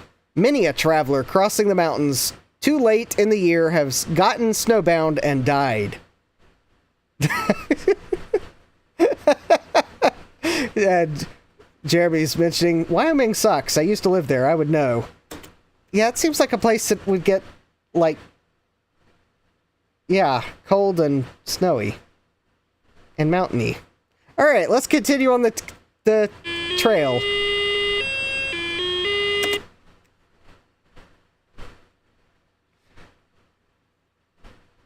Uh-oh, I didn't even catch what that said. Sadmac says, insert bad taste joke. Cold, snowy, and boring. Gutbomb says, alright, we're at Independence Rock. Would you like to look around?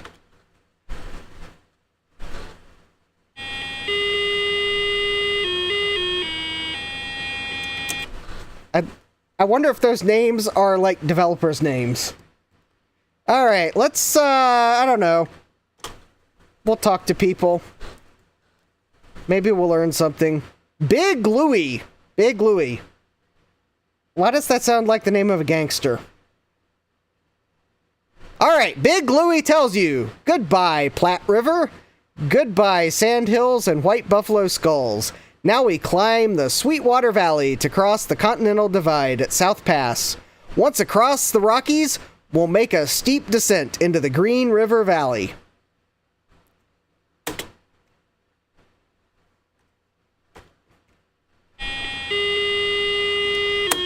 All right. Oh, we found wild fruit. Yay! Gupom says the Rockies part of Wyoming is cool. I lived in the plains part. Yeah, Mike's Future Retro says there's an hour-long documentary about this game floating around on YouTube. The game concept goes back to the very late 1970s. Or, early 1970s on timeshare. Yes. If I think about it, I will put a link later, because I think that I've got that in my watch later list for reasons.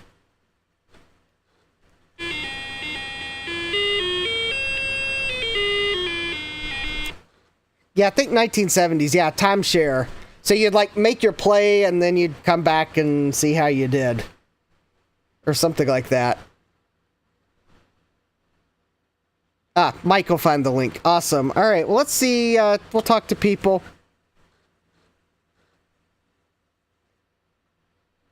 All right, it says, a Mormon traveler tells you, my family and I travel with 40 other families to the valley of the Great Salt Lake to seek religious freedom. Back east, Mormons are persecuted. In Utah, we'll join together to build a new community, changing desert into farmland. All right. And we will now continue on the trail now that we have interacted with society. All right, let's see here. We are going to have another poll here. So, which route? And it looks like we are Green River and Fort Bridger.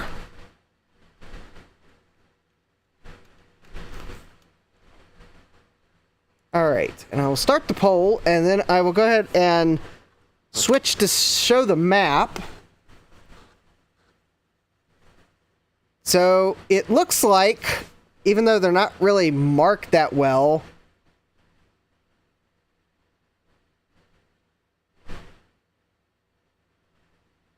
I don't know. Your guess is as good as mine as to which the Green River crossing is and which is Fort Bridger, because I presume Fort Bridger is the one there kind of southwest,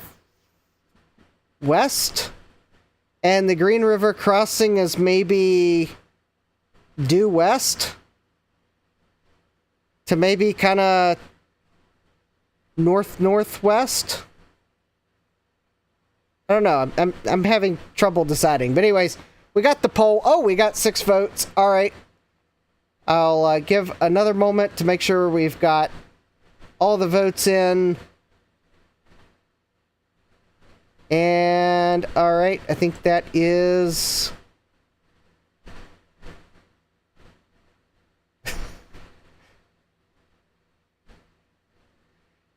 Yeah, Gupum says, my wife was talking to me about the timeshare version yesterday. She said that Prince was one of the early beta testers when he was in school. Mike's Future Retro says, yes, Gupum, it's true according to the doc. Gupum says, Salt Lake also sucks. I would know. I lived there too. Alright, it looks like everyone is saying to go the Green River crossing. Ah, and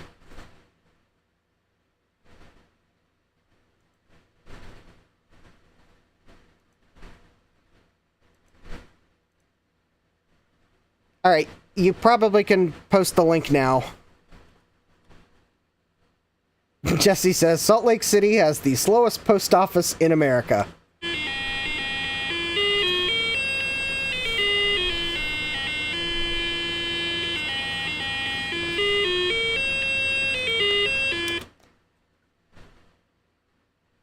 One of the oxen is injured. Oh no, what will we do? That's why we bought extra oxen. Joe! Joe's got measles again. Oh. Well, Joe, looks like you're not making it to Oregon. Sorry, Joe. Yeah. Joe has died. Alright, well.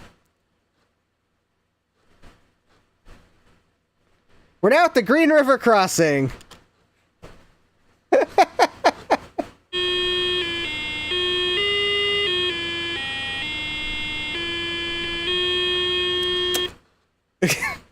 Joe says, here lies Joe, sausage and onion.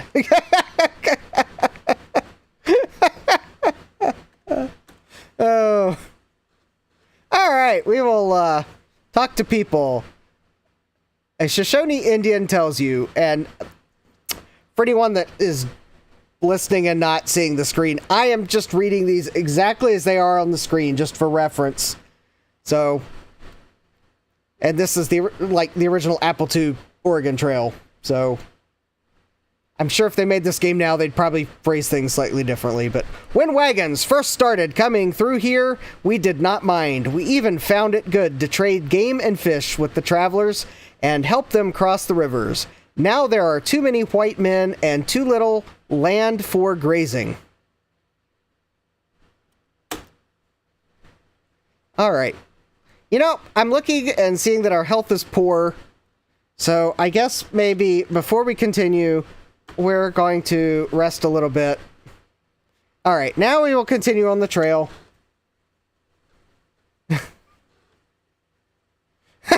Joe says, I told you I never win this game, even as an NPC. Yeah. Alright. You must cross the river in order to continue. The river at this point is currently 442 feet across and 25.7 feet deep in the middle. Alright. Alright. You know what this is? So we got Ford it. Caulk it. Ferry it. And wait it. And also, I will probably point out that fording it means we just go for it, and it is 25.7 feet deep. I thought I would point that out. I'm being fair in the poll by putting all the options. Also, I don't necessarily think we need to weight it, but whatever.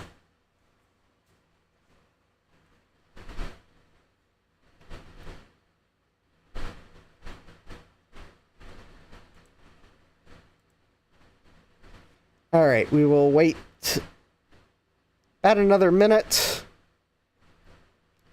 Looks like at the moment we have 25% say caulk it and 75% say ferry it.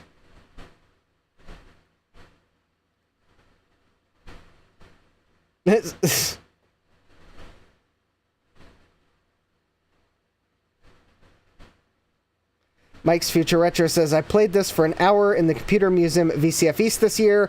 First time in 30 years, forgot it was addictive. Jesse said, my last employer did say we had too many outsiders in 2024. Sad Mac says, oh, computer museums, heart. Alright. I think we've let folks wait enough, and the results of the poll is to take a ferry across. Alright. And we will have to wait 6 days and pay $5. That's probably a bargain.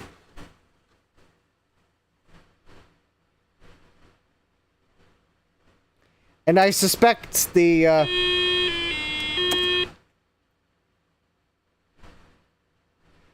Yeah, Jesse's last employer was, yeah. Probably a good PG description.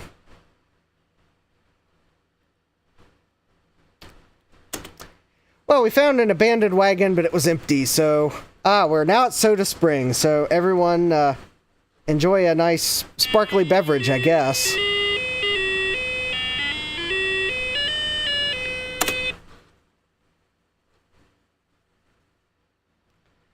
Alright, I guess we will talk to people. It's an option I don't normally do. A young boy tells you, "My job every day is to find wood for the cook fire. Sometimes it's very hard to find enough, so I store extra pieces in a box under the wagon. On the prairie, I gathered buffalo chips to burn when there wasn't any wood." Gutbomb says, "I'll have an old-timey Pepsi. They had Pepsi back then, right?" Mike says, "Take the wheels from the abandoned wagon." Joe says, "One of these days, we're going to get Justin to say a bad word."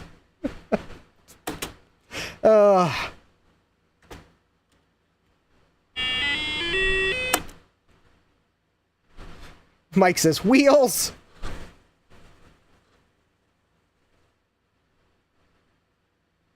Joe says, "Justin is as wholesome as a box of Wheaties." Oh, thank you, Joe.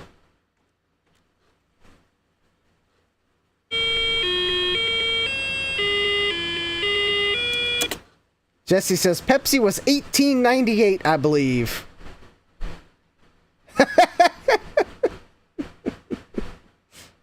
Yes, Gutbomb, I have had to bite my tongue a few times. All right. Do we have any interesting people here at Fort Hall? Hey, Jack68K, welcome. Miles Hendrick tells you, "Well, friend, this is where we part. I'm bound for California with an imposing desert to cross. And you've got the Snake River to cross, which I hear is no picnic. Write us, you or the missus, just as soon as you reach Oregon." Well, Jack, no one's died of dysentery yet, but Joe died of measles, so there's that.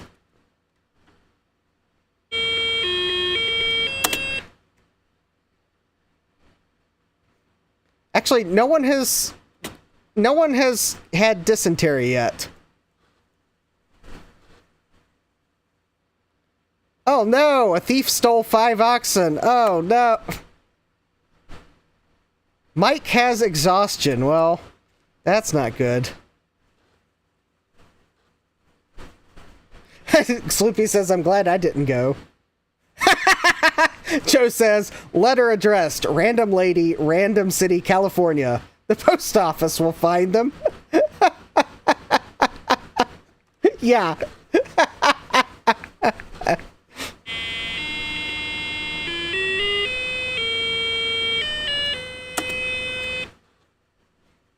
All right. Let's see if the people have anything to say. Big Louie. Big Louie's back with us? I'm getting suspicious about this Big Louie. "See that wild river? That's the Snake. Many a craft's been swamped in her foaming rapids. Her waters travel all the way to Oregon. We'll be crossing her soon, and then again after Fort Boise. Take care at the crossing." Sloopy says, "Stop to rest." Yeah, maybe we should stop to rest for a couple days.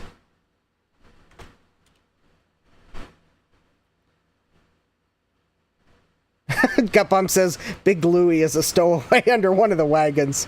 Jack says, "Check supplies." All right. All right, we have 5 oxen, 18 sets of clothing, 882 bullets, 3 wagon wheels, 3 wagon axles, 3 wagon tongues, 790 pounds of food, and $666. We are, unfortunately, 66 cents short to buy an Apple One. Oh, well. Joe says, "Boise, pronounced Boaz." I can't even read that. Yeah, Sleepy says, you have enough money to buy an Apple II. I think it was an Apple One, yeah. Jesse says the devil's knocking on your door.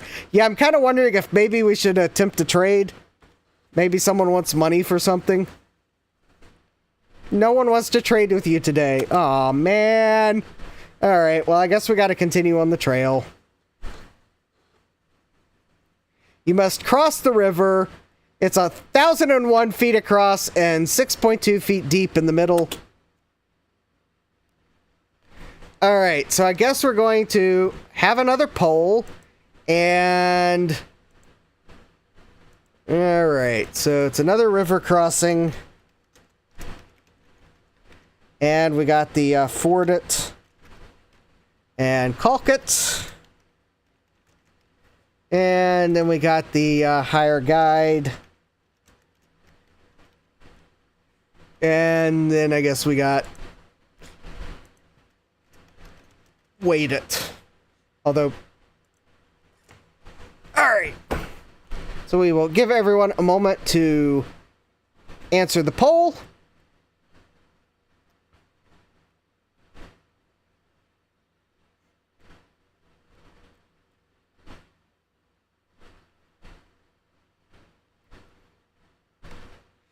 (1,001 feet wide, 6.2 feet deep.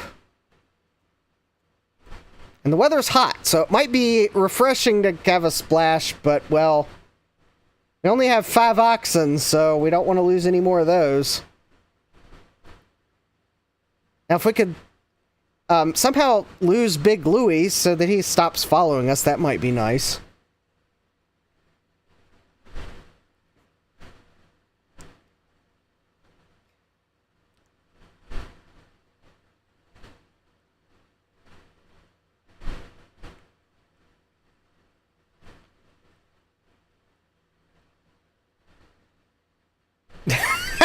Jack says, if you caulk the wagon and float it, how do the oxen get across?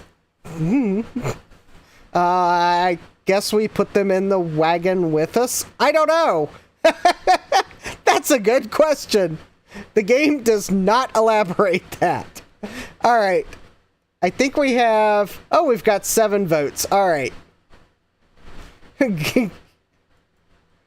Jesse.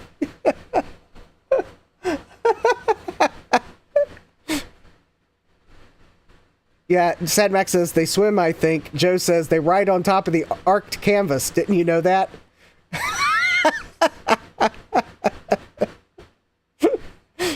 Jesse says Big Louie could suffice as an oxen. Hey, maybe we do have a talking oxen. Maybe that's why Big Louie is still with us. Capom says they ride on top Mitt Romney style. Alright, so...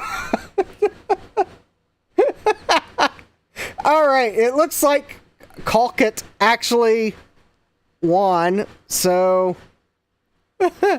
Alright.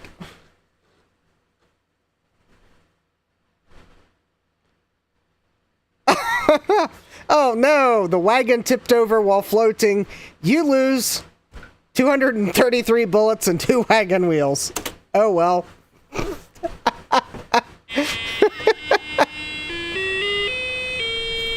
Yeah. Jack says the oxen on top caused the wagon to tip over. Gutbum says should have forded it. Yeah. Oh no. Very little water, inadequate grass, bad water. Health is poor. We're at Fort Boise. Our health is poor.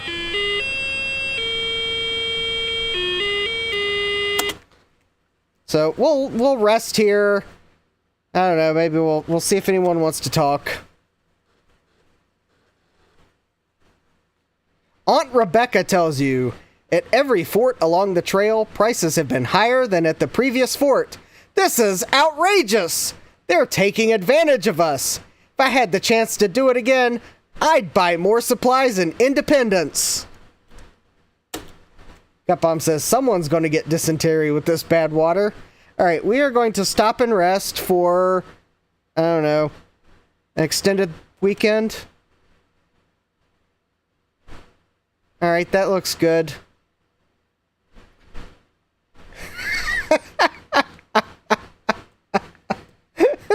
Jack says, yeah, that's helpful, Aunt Rebecca. Gutbomb says, Aunt Rebecca sounds like a commie to me.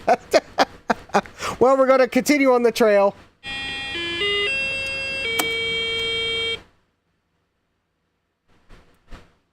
Oh no, impassable trail, lose 7 days.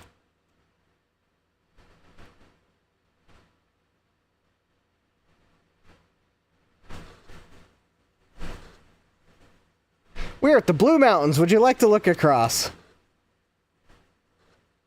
Sad Max says, I actually Googled how the oxen got across the river, and generally they did swim. Jack says, impassable trail because it's flooded out, yet inadequate water. That is a very good question. All right, we're going to stop and rest for another extended weekend because we got poor health. All right. I think we are going to have to change our food rations because we're running low on food, so we're going to go down to meager. Joe says, don't think about it too hard. It's a kid's game. Yeah. And, oh, I guess we can talk to people. Jesse says, water, water everywhere, and not a drop to drink. Marnie Stewart tells you, we followed the edge of the desert from Fort Boise to the forbidding wall of the Blue Mountains. The hills were dreadful steep. Locking both wheels and coming down slow, we got down safe. Poor animals, no grass or water for days. Gutbomb says, the water is inadequate because we forgot to bring the Brita filter. Yeah. Yep, Sloopy's reminding us floodwater is usually not clean. Yep. Jack says, bye-bye health. All right. Up. Time for another poll.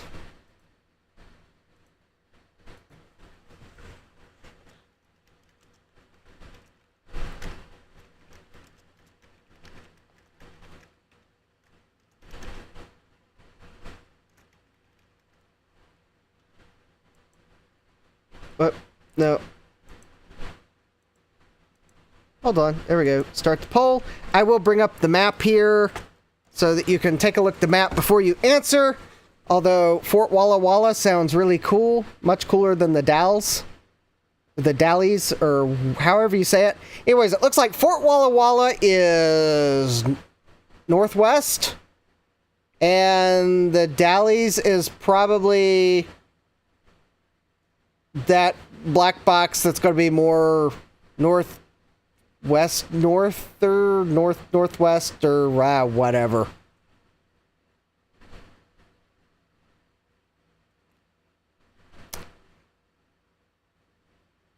We're getting close to Oregon, though.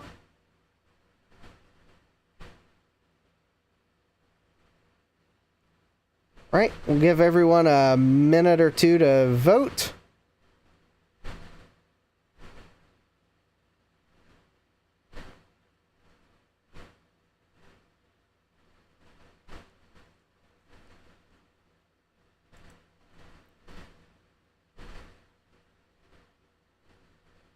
And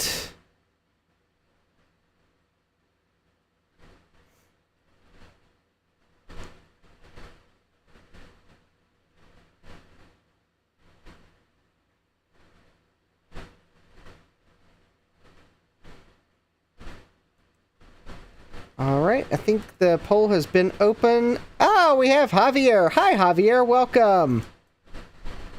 Well, we're kind of doing a, collaborative Oregon Trail. All right, everyone's saying go to the Dalles, or Dallas, or however you say. I don't know. We're gonna send it.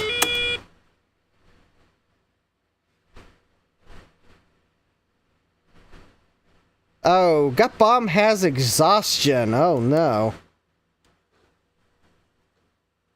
And our health is very poor. We probably ought to stop and rest here for a couple days. Maybe we should stop and rest for another couple days. Then maybe we should check supplies because we have 330 pounds of food. Jack says, what's after very poor? Dead? Yeah, I was afraid Gut Bomb was going to have a gut bomb if I didn't let everyone stop and rest. A thief comes during the night and steals 48 bullets. Well,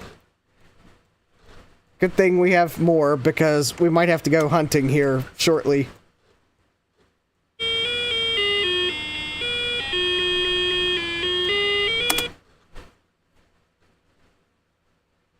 Alright, let's see here. We are going to talk to people here. It's going to be Big Louie again, isn't it? Oh, a mountain man tells you these last 100 miles to the Willamette Valley are the roughest.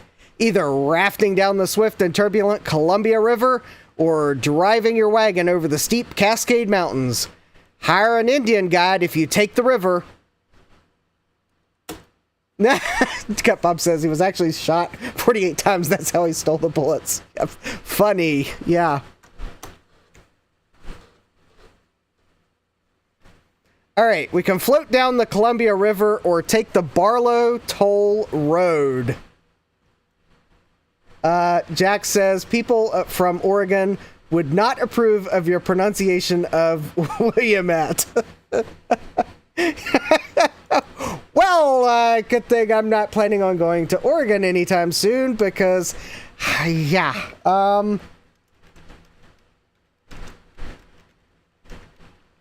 in fact, would they even let me in the state the way I'm probably butchering these names?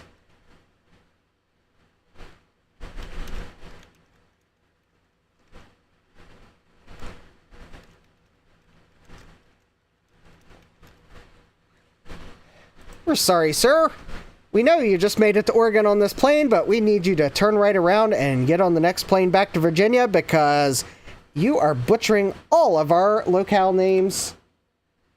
We can't have you in Oregon. All right, so the trail divides. So we can float down the Columbia River, or we can take the Barlow Toll Road. I think one of these options lets us play a mini game of sorts, and the other one lets us get our money number off of $666.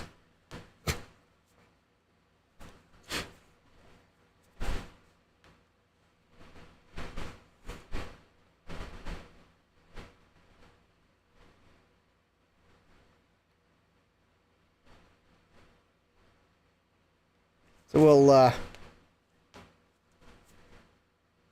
give another couple seconds for votes.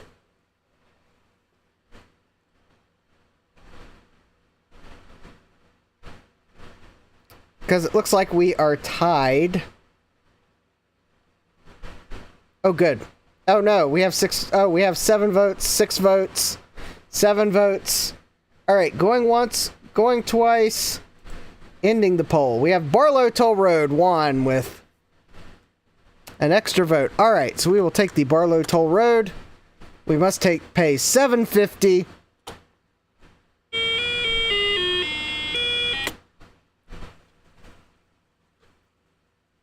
Broken wagon wheel. Would you like to try to repair it? Yes. All right, we were able to repair the wagon wheel. Yay! Heavy fog, very little water, heavy fog. And yet we made it.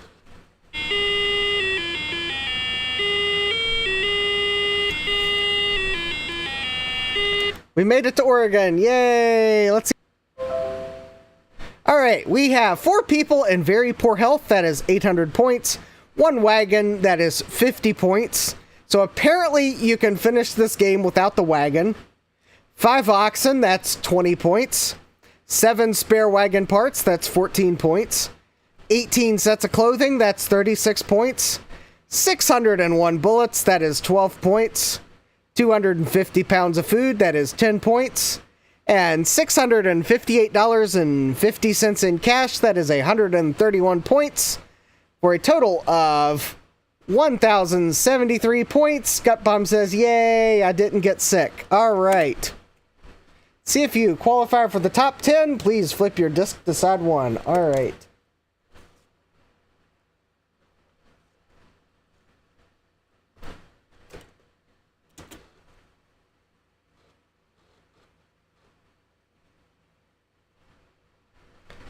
Yay!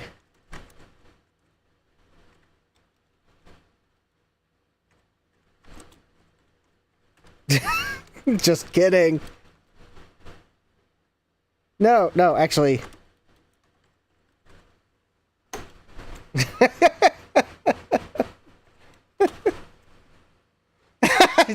Jack says that thief stole a point's worth of bullets.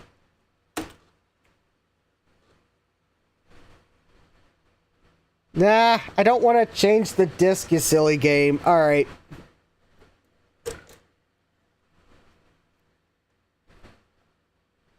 Alright, so there we go. We have played Oregon Trail. Big Louie is the friends we made along the way, yes. It's 11:30, or I would probably... Jesse says that Escobar guy should be our next god. Yeah. Sleepy says, I want to play again.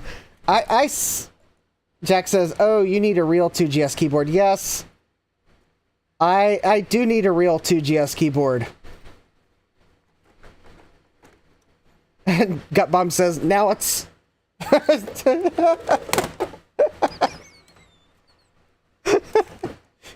Gut Bomb tried to type choplifter and autocorrect changed it to shoplifter, which I was not aware was a game for the Apple II.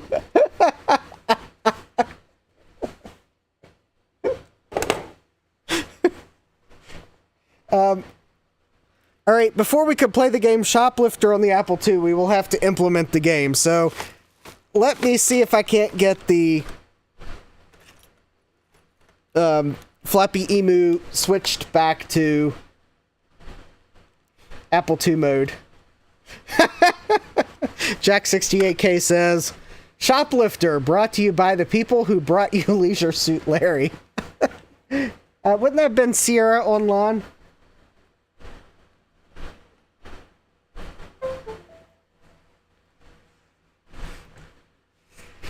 Alright, let me get the... Alright. I gotta update firmware on the Floppy Emu.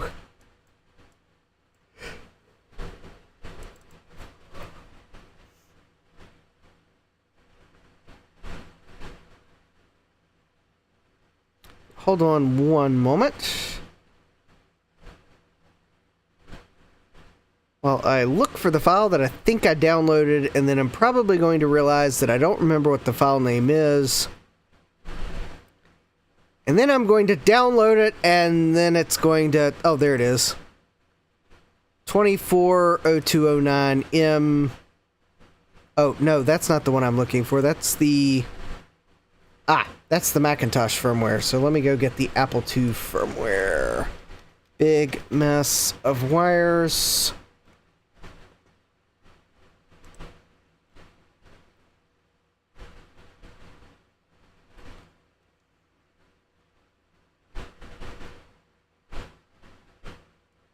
Apple II firmware for...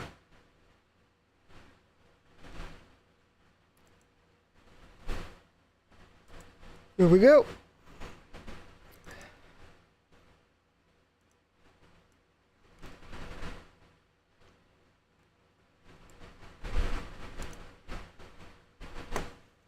Excellent. All right.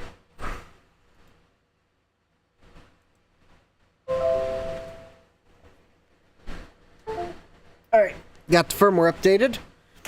One of these days I'm probably going to break down and try to build a, another device for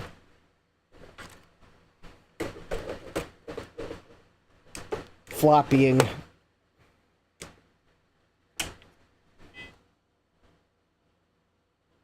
Oh, wait a minute, those are the wrong buttons.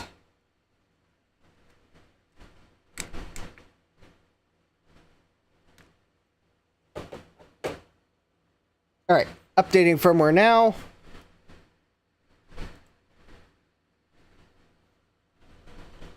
Updating the CPLD.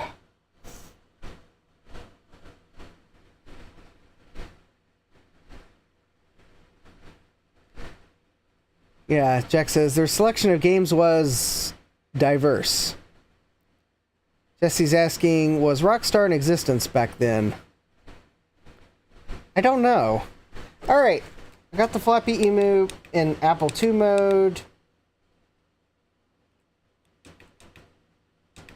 So we had a vote for Choplifter. And there we go. Let's see here. Is control... Oh, well...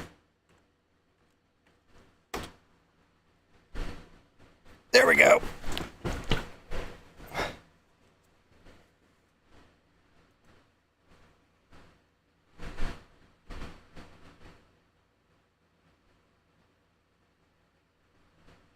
All right, there we go. We got Choplifter, and I have no idea how you play.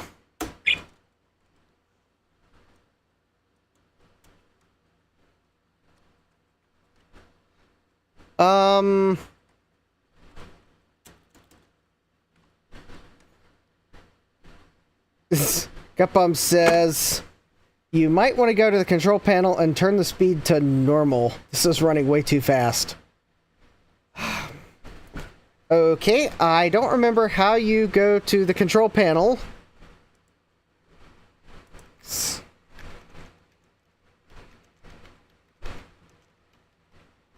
Also,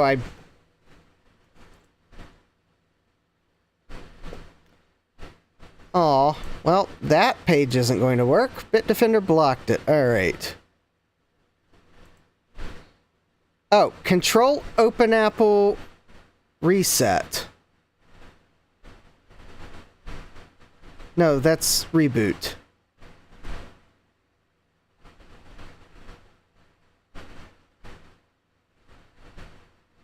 Oh, Control Open Apple Escape. Okay, Control Open Apple Escape.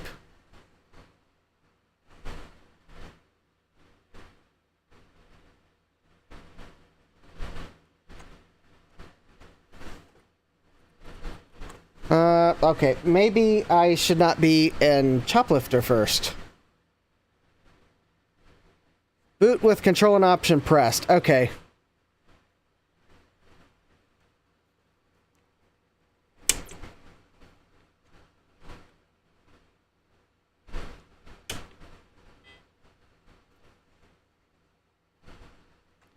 Oh, there we go.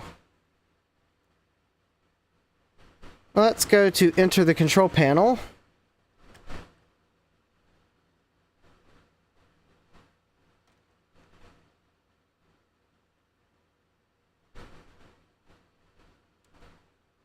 Alright, we are at normal speed. I'm just curious what the settings are.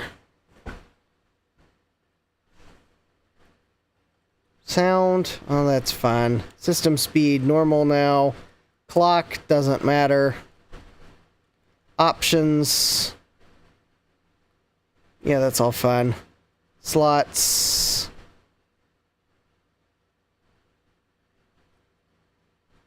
Printer port. Oh. Okay, that's fine. Quit.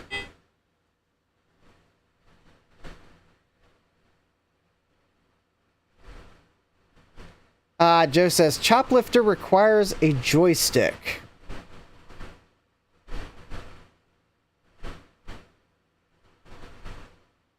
Well, at least it's not running too fast. I guess I will have to...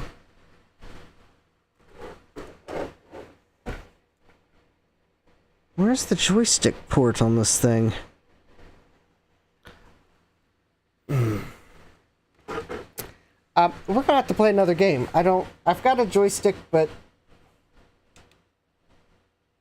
It's not downstairs, and I don't see how you plug it into an Apple IIGS.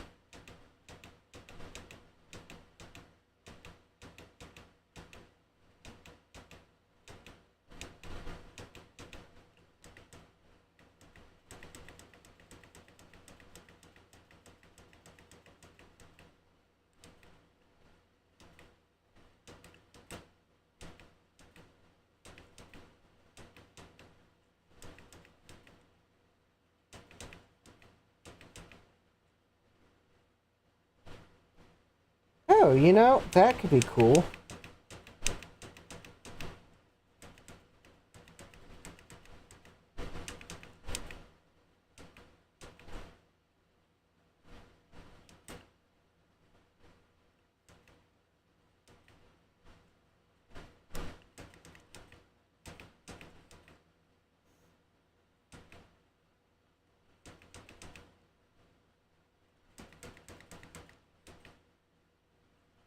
All right.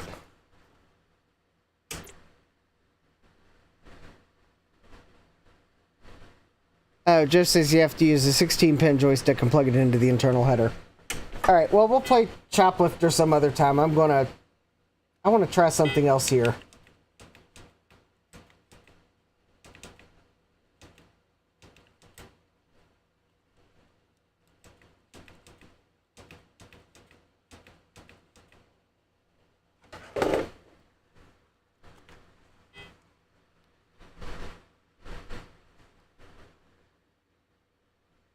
Oh, I'll have to find the joystick.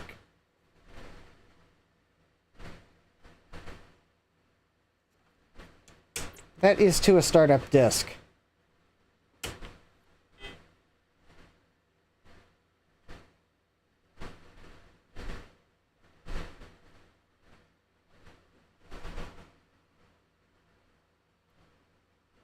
Wow, I have not seen GSOS running in quite a while. I had to do this.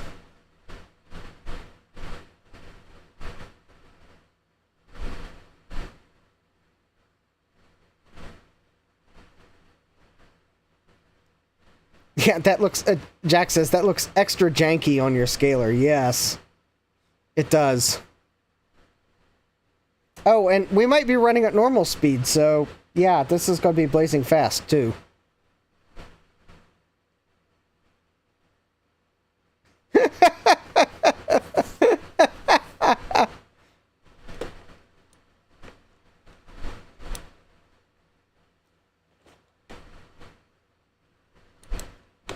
Wow.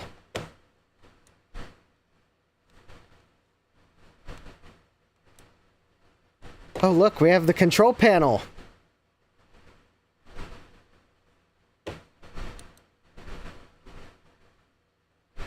Oh, actually, we're on system speed fast.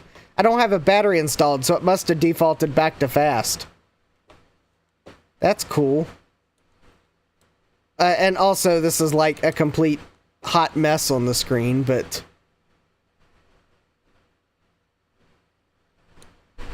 Jack says, the color fringing is way more appealing than the muted colors in 640 by 200 mode.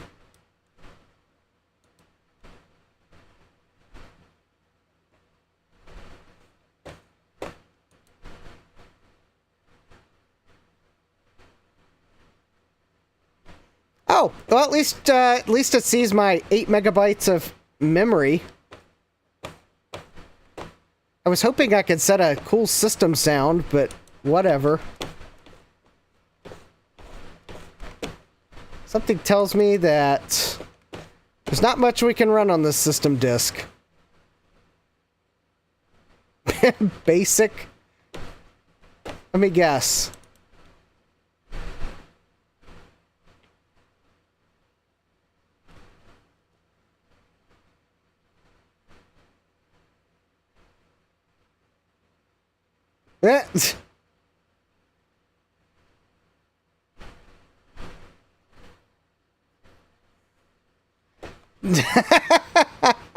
Gutbum says that changed the system beep to a guy saying beep.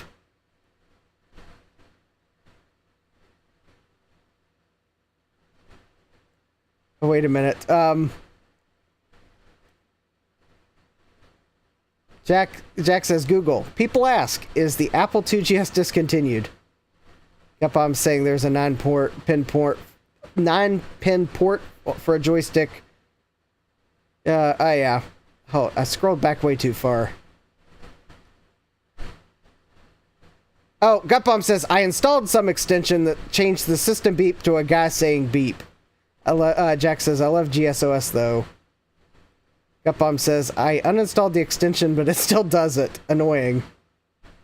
Oh, Joe says, that BASIC is the operating system, sir. Well, that would explain why I can't run BASIC that way. Oh, well. Hey, it runs. And that's all I can do, because I probably need to, like, actually install it or something. Well, that's cool. Let's shut down. We'll, turn off system power. You may now switch off your Apple IIGS safely. Excellent. Alright, let's see what else Apple II stuff.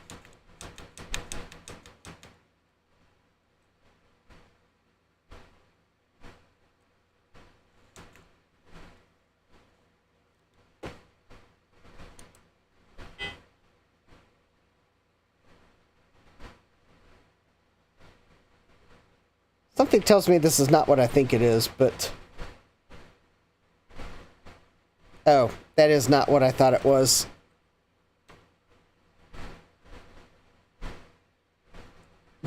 I was thinking that might be a test program.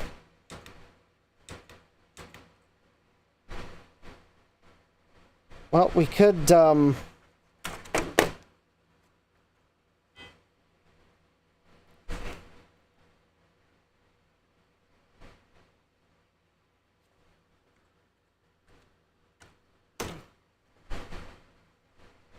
boot the disk. Not a startup. Oh, I know that's a startup disk. The floppy emu must be on another port. Oh, apparently that is not a bootable disk? That's weird.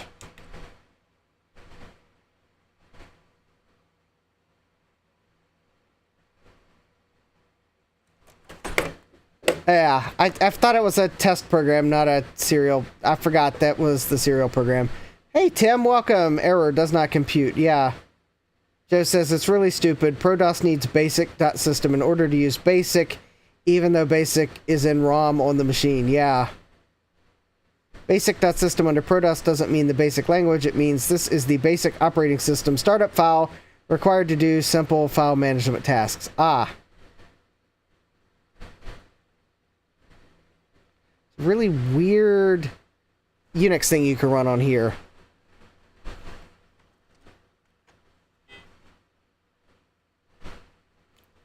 Alright. Is it on PR number 7? Okay, maybe this is not a startup disk. Okay, whatever. That would probably be why I can't start it. Alright, let's... Alright, let's go to the settings menu. Disk emulation mode.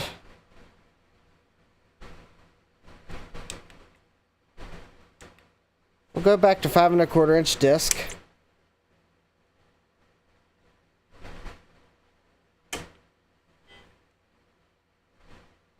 Joe says, in a way it's smart though, it intercepts all the ROM basic calls so you can use basic and not trash ProDOS while doing it.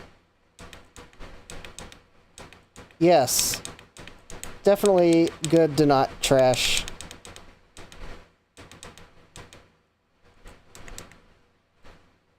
Oh, there we go.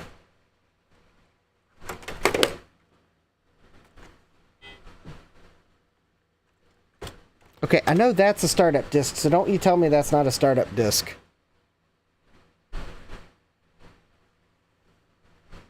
Make sure my 2GS is working nicely.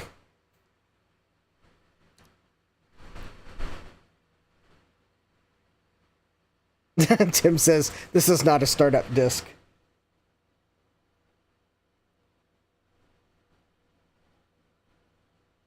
Yeah, it's, not... Wow, it is not...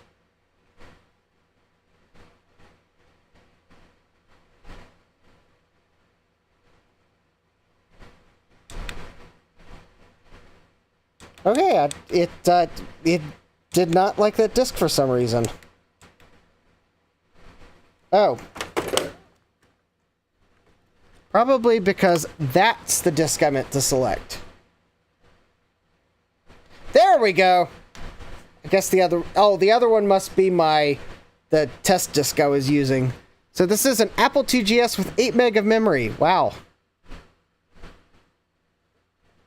Joe says, you can use basic.systems API to add your own commands to basic. It's kind of neat. Oh, that would be neat.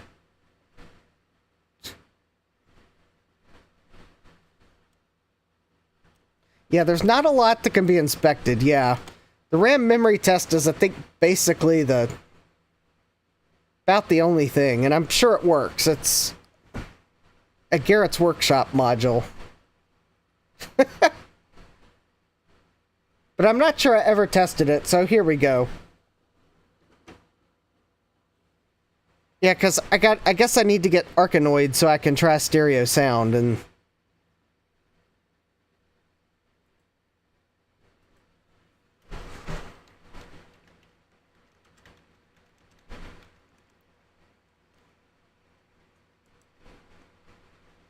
Alright, let's see if I can't...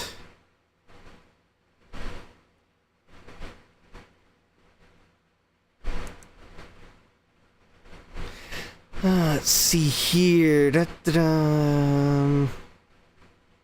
Oh, there it is.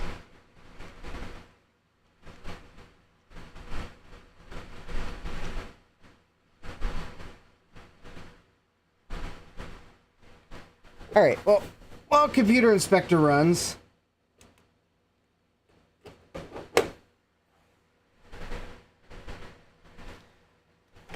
I'm going to borrow the SD card here.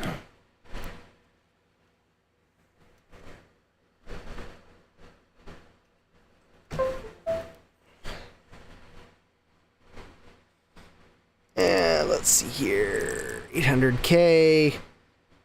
I have downloaded Arkanoid. I'm hoping it's in...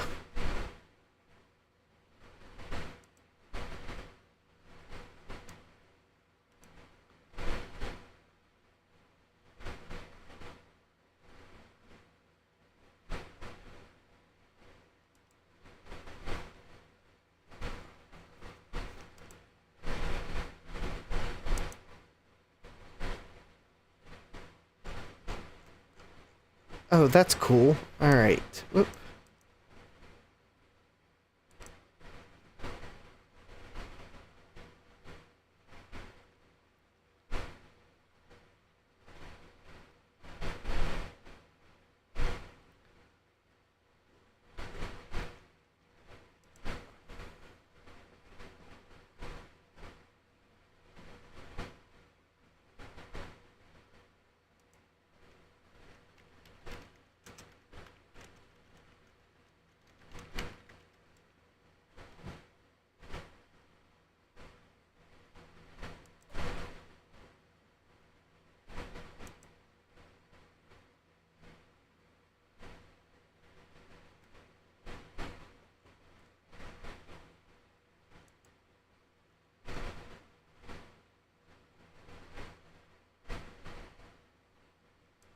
Alright.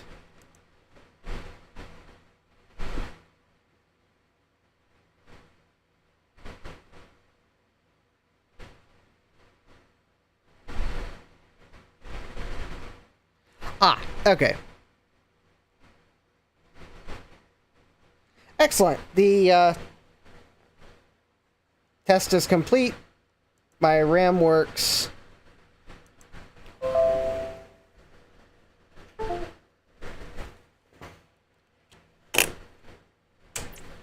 And now I'm going to put the...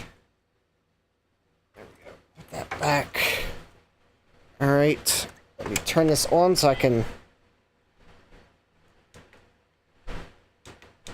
change the disk emulation mode to Unidisk. Alright. Turn that off. Now, I should be able to select a...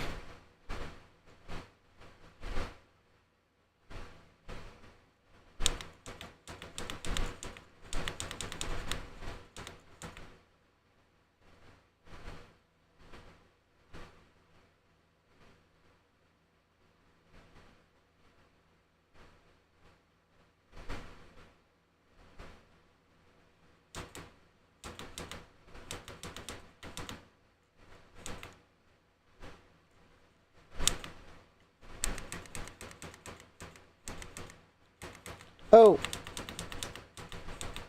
That's weird.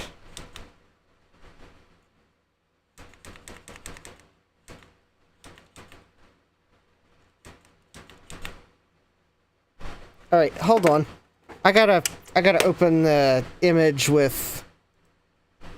I gotta open the image I just downloaded with CiderPress, and...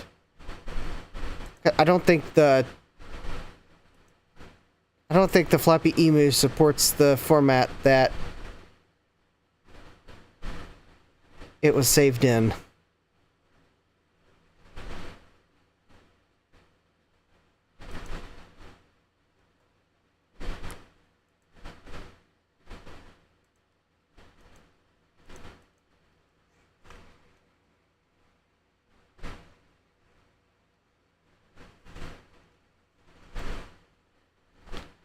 All right.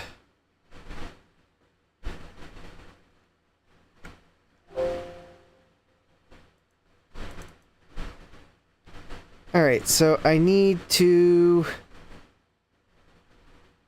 I think I need to save this as an unadorned ProDOS order image.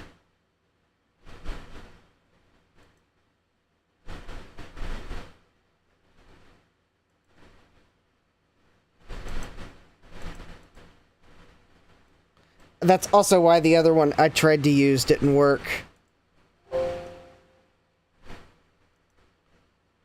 Alright, so now let me copy the correct image to this.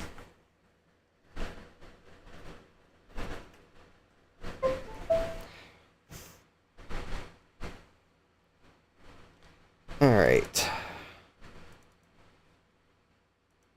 So I don't think the Flappy Emu supports the .2mg format, because if you select one of those files, it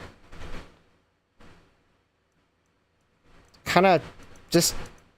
It doesn't even show you, like, the information it normally would about tracks and what track the drive is on, so it gave me the clue that I don't think it liked the .2mg format, even though it shipped with one. Alright, so let's try that now.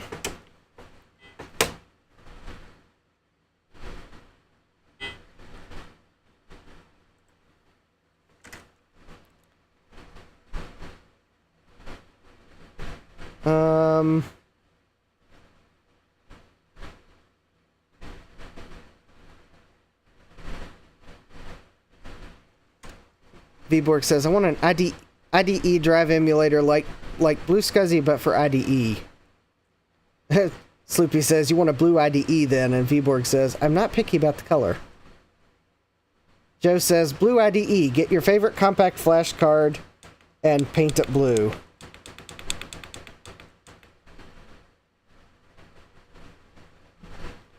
Oh, that is really weird.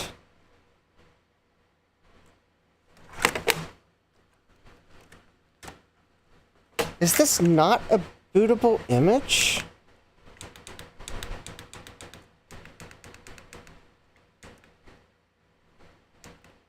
Am I? Hold on. I think I might be in the, like, wrong mode or something. Alright, so I'm in Unidisc. Oh, I was in the... Actually, I think the problem was I was in the wrong Flappy Emu emulation mode.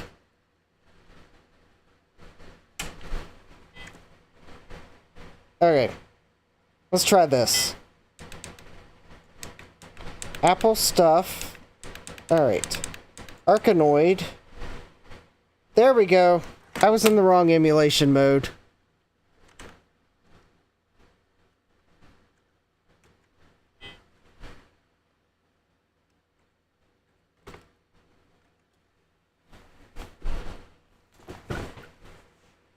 What? How can Arkanoid not be a boot disk?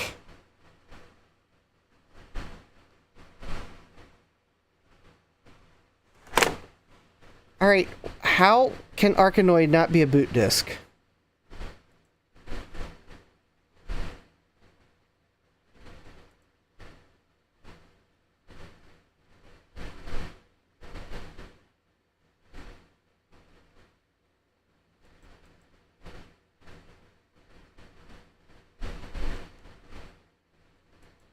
I don't know. I've never played Arkanoid on a 2GS.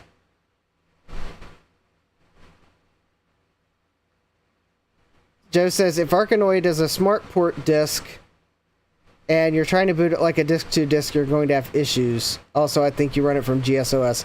Well, it's clearly an 800K disk image on the Internet Archive.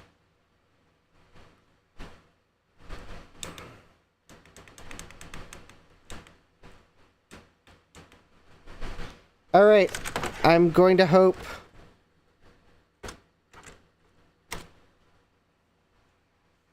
All right, I'll try it.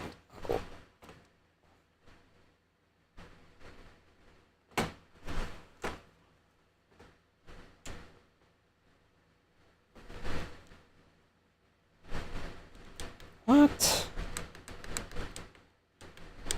Okay, I've got it in disk 2 3.5-inch floppy disk emulation mode.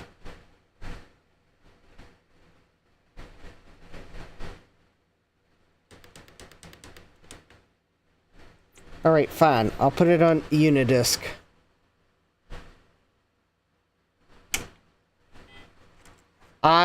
Joe, I don't have a 3.5-inch drive for an Apple IIGS, so we are going to have to try to floppy emu this. No choice.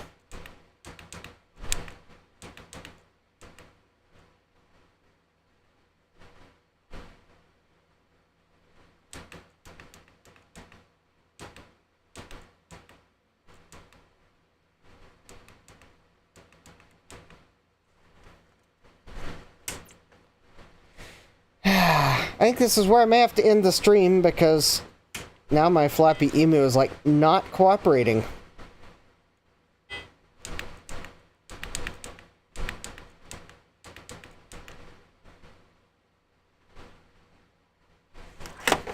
Alright, let's see here. How do I sure thought that to restart the Apple IIGS, you held Control Open Apple Reset.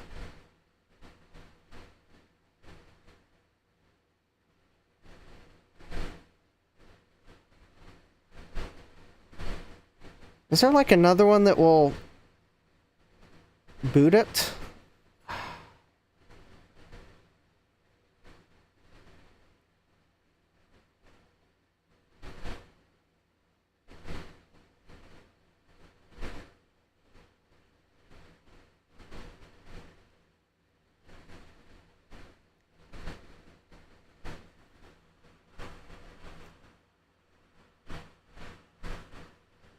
Control reset gets you. No, I want to. Oh, there we go. I got it.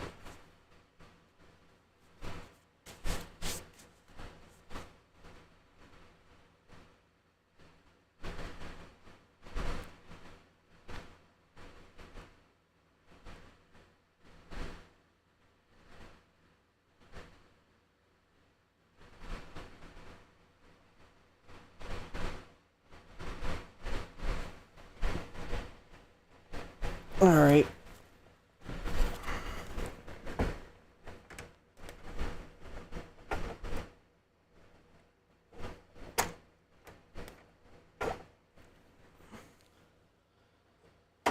There we go. Okay, so if I take the system disk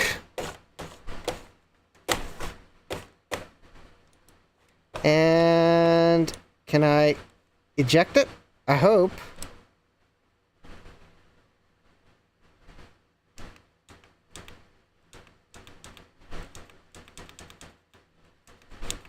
And then put in Arkanoid.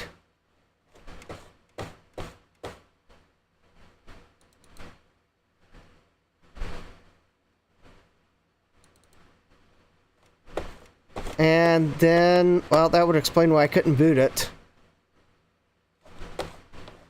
Except there seems to be a system. Oh, look at that. It seems to have files. Alright, Arkanoid.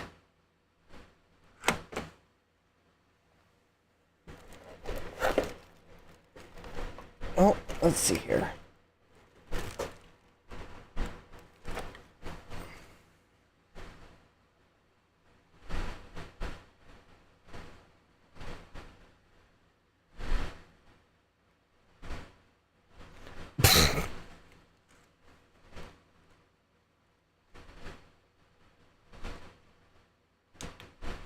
Well, glad to see that,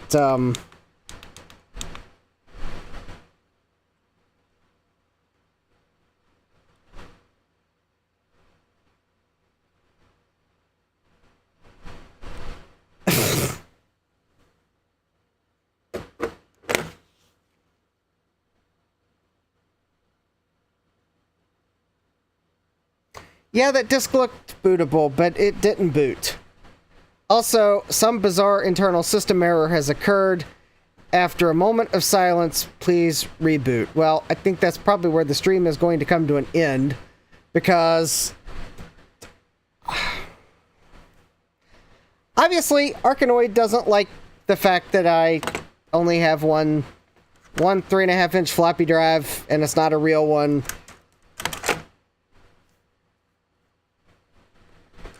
So I guess I'm going to have to add to my wish list probably another floppy emu so I can do 2 discs.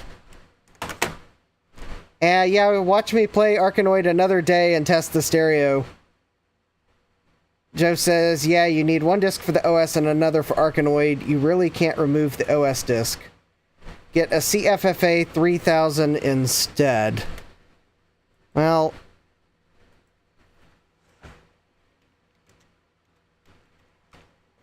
I tried getting a booty, and well, that I got an email Mac Effects. That's $225. Yikes! Does that thing like do my dishes too?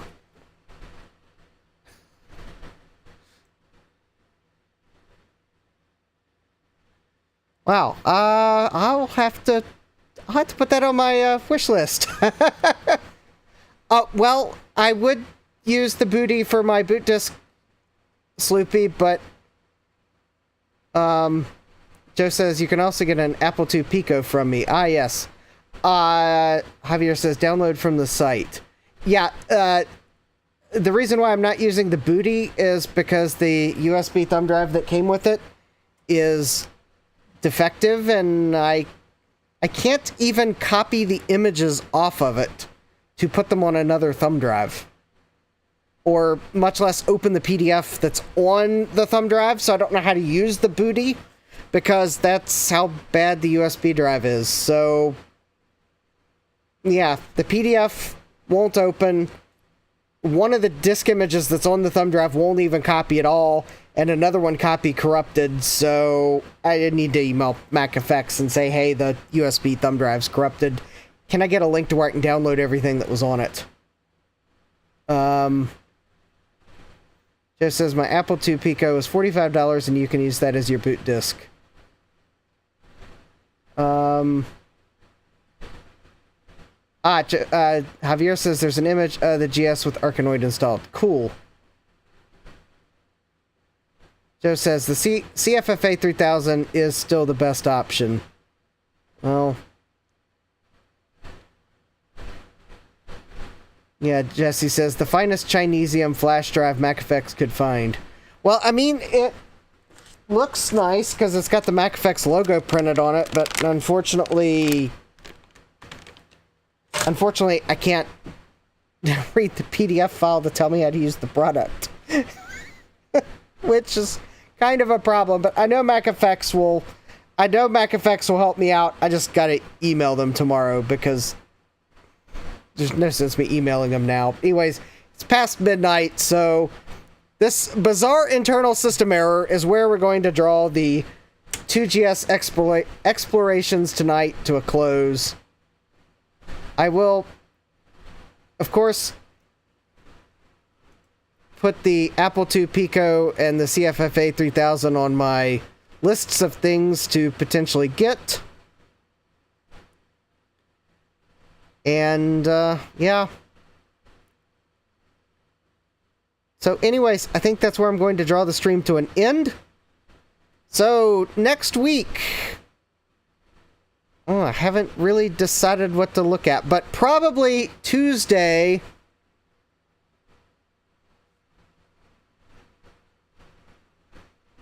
Yeah, no problem, Jack. I'm thinking Tuesday I may look at a Packard Bell for Packvember, or at least start to look at a Packard Bell. Nah! Joe says, I am literally wearing your April Apple shirt on the product page for A2 Pico at Kansas Fest. Why, yes you are, Joe! Alright, well, that's worth a screen share there. Look at that. Joe is wearing an April Apple shirt. There's the A2 Pico right there. There you go. Joe says, I'm also wearing that shirt right now. Excellent. Yes, you can still get April Apple shirts even though it's November. Anyways, I'm thinking Tuesday I may look at... I've got a Packard Bell I want to look at. And I'll have to figure out Thursday. Jack says, I'm drinking tea from an April Apples mug. Awesome.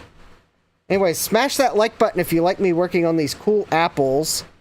And if you have an idea for Thursday, you can let me know. There's like I'm trying to figure out what we'll look at Thursday. The fallback plan is something I've looked at recently that it still has more work. Yeah, I know that's vague as all get out, but, well... am I all out of regrets to look at? No, I have plenty of regrets. It's just deciding which ones to look at before December. That's the problem. Joe says, should send Justin an A2 Pico for Thursday. Yes. If you send me an A2 Pico, we will look at it on Thursday, Joe. Yes. Jack says, so many regrets, so little time. Well, the problem is, I have a list of things I want to save for December. So, I gotta resist looking at some of those items early. So, that's why I gotta put my thinking cap on. But yeah, if an A2 Pico happened to show up, then we're totally looking at it on Thursday. And we'll play Arkanoid. Because we'll figure out how to load it up. We'll play Arkanoid. Anyways. Sleepy says, I like my A2 Pico. Awesome. Yeah, it's the, because the thing is, I got the IBM XT project. That's for December. The, kind of the portable lunchbox PC. That one's probably December. And Compact LTEs, I was trying to save till December. But Packard Bells, well, it's Packvember, so I'll probably look at the Packard Bell. And yeah. And the thing is, although, if I get my... no, I won't get my Amazon order in time for Tuesday. Okay. Probably... okay. I don't think I'll get my Amazon order in time for Tuesday. Otherwise, we might go back to the bump bar, because I really want to try to get MIDI working on it. But I have to get my Amazon order first, because it will be useless to try without that. But anyways... stay tuned. I'll figure out what to stream about next week. Anyways, don't forget to smash that like button, subscribe, and turn on notifications because you won't want to miss when I go live. I will think of something to work on. You could probably see a number of computers in the periphery. So anyways, I think with that, I'm going to call this stream to an end. So I'd like to thank everyone for joining me. Hanging out in the chat, being cool. We got to play Oregon Trail with some chat participation. I thought that was pretty fun. We'll do that again sometime. And we got the LiteSound installed, but not tested yet. And let's see here. Yeah, Oregon Trail, LiteSound. And yeah. At least we got one of the things for the 2GS installed. So with that, I'd like to wish everyone a great rest of your evening. Hope to see you here next time. Take care and God bless. Computerized Start is brought to you by my awesome patrons on Patreon. and by your tips and memberships on Ko-fi. These and other channel supporters make my live streams possible. You too can become a channel supporter with tiers starting at just $1. Don't forget to smash that like button. And if you've liked what you've seen, subscribe and turn on notifications so that you don't miss the next video or live stream. And as always, thank you for all your support. I hope to see you next time. And until then, take care.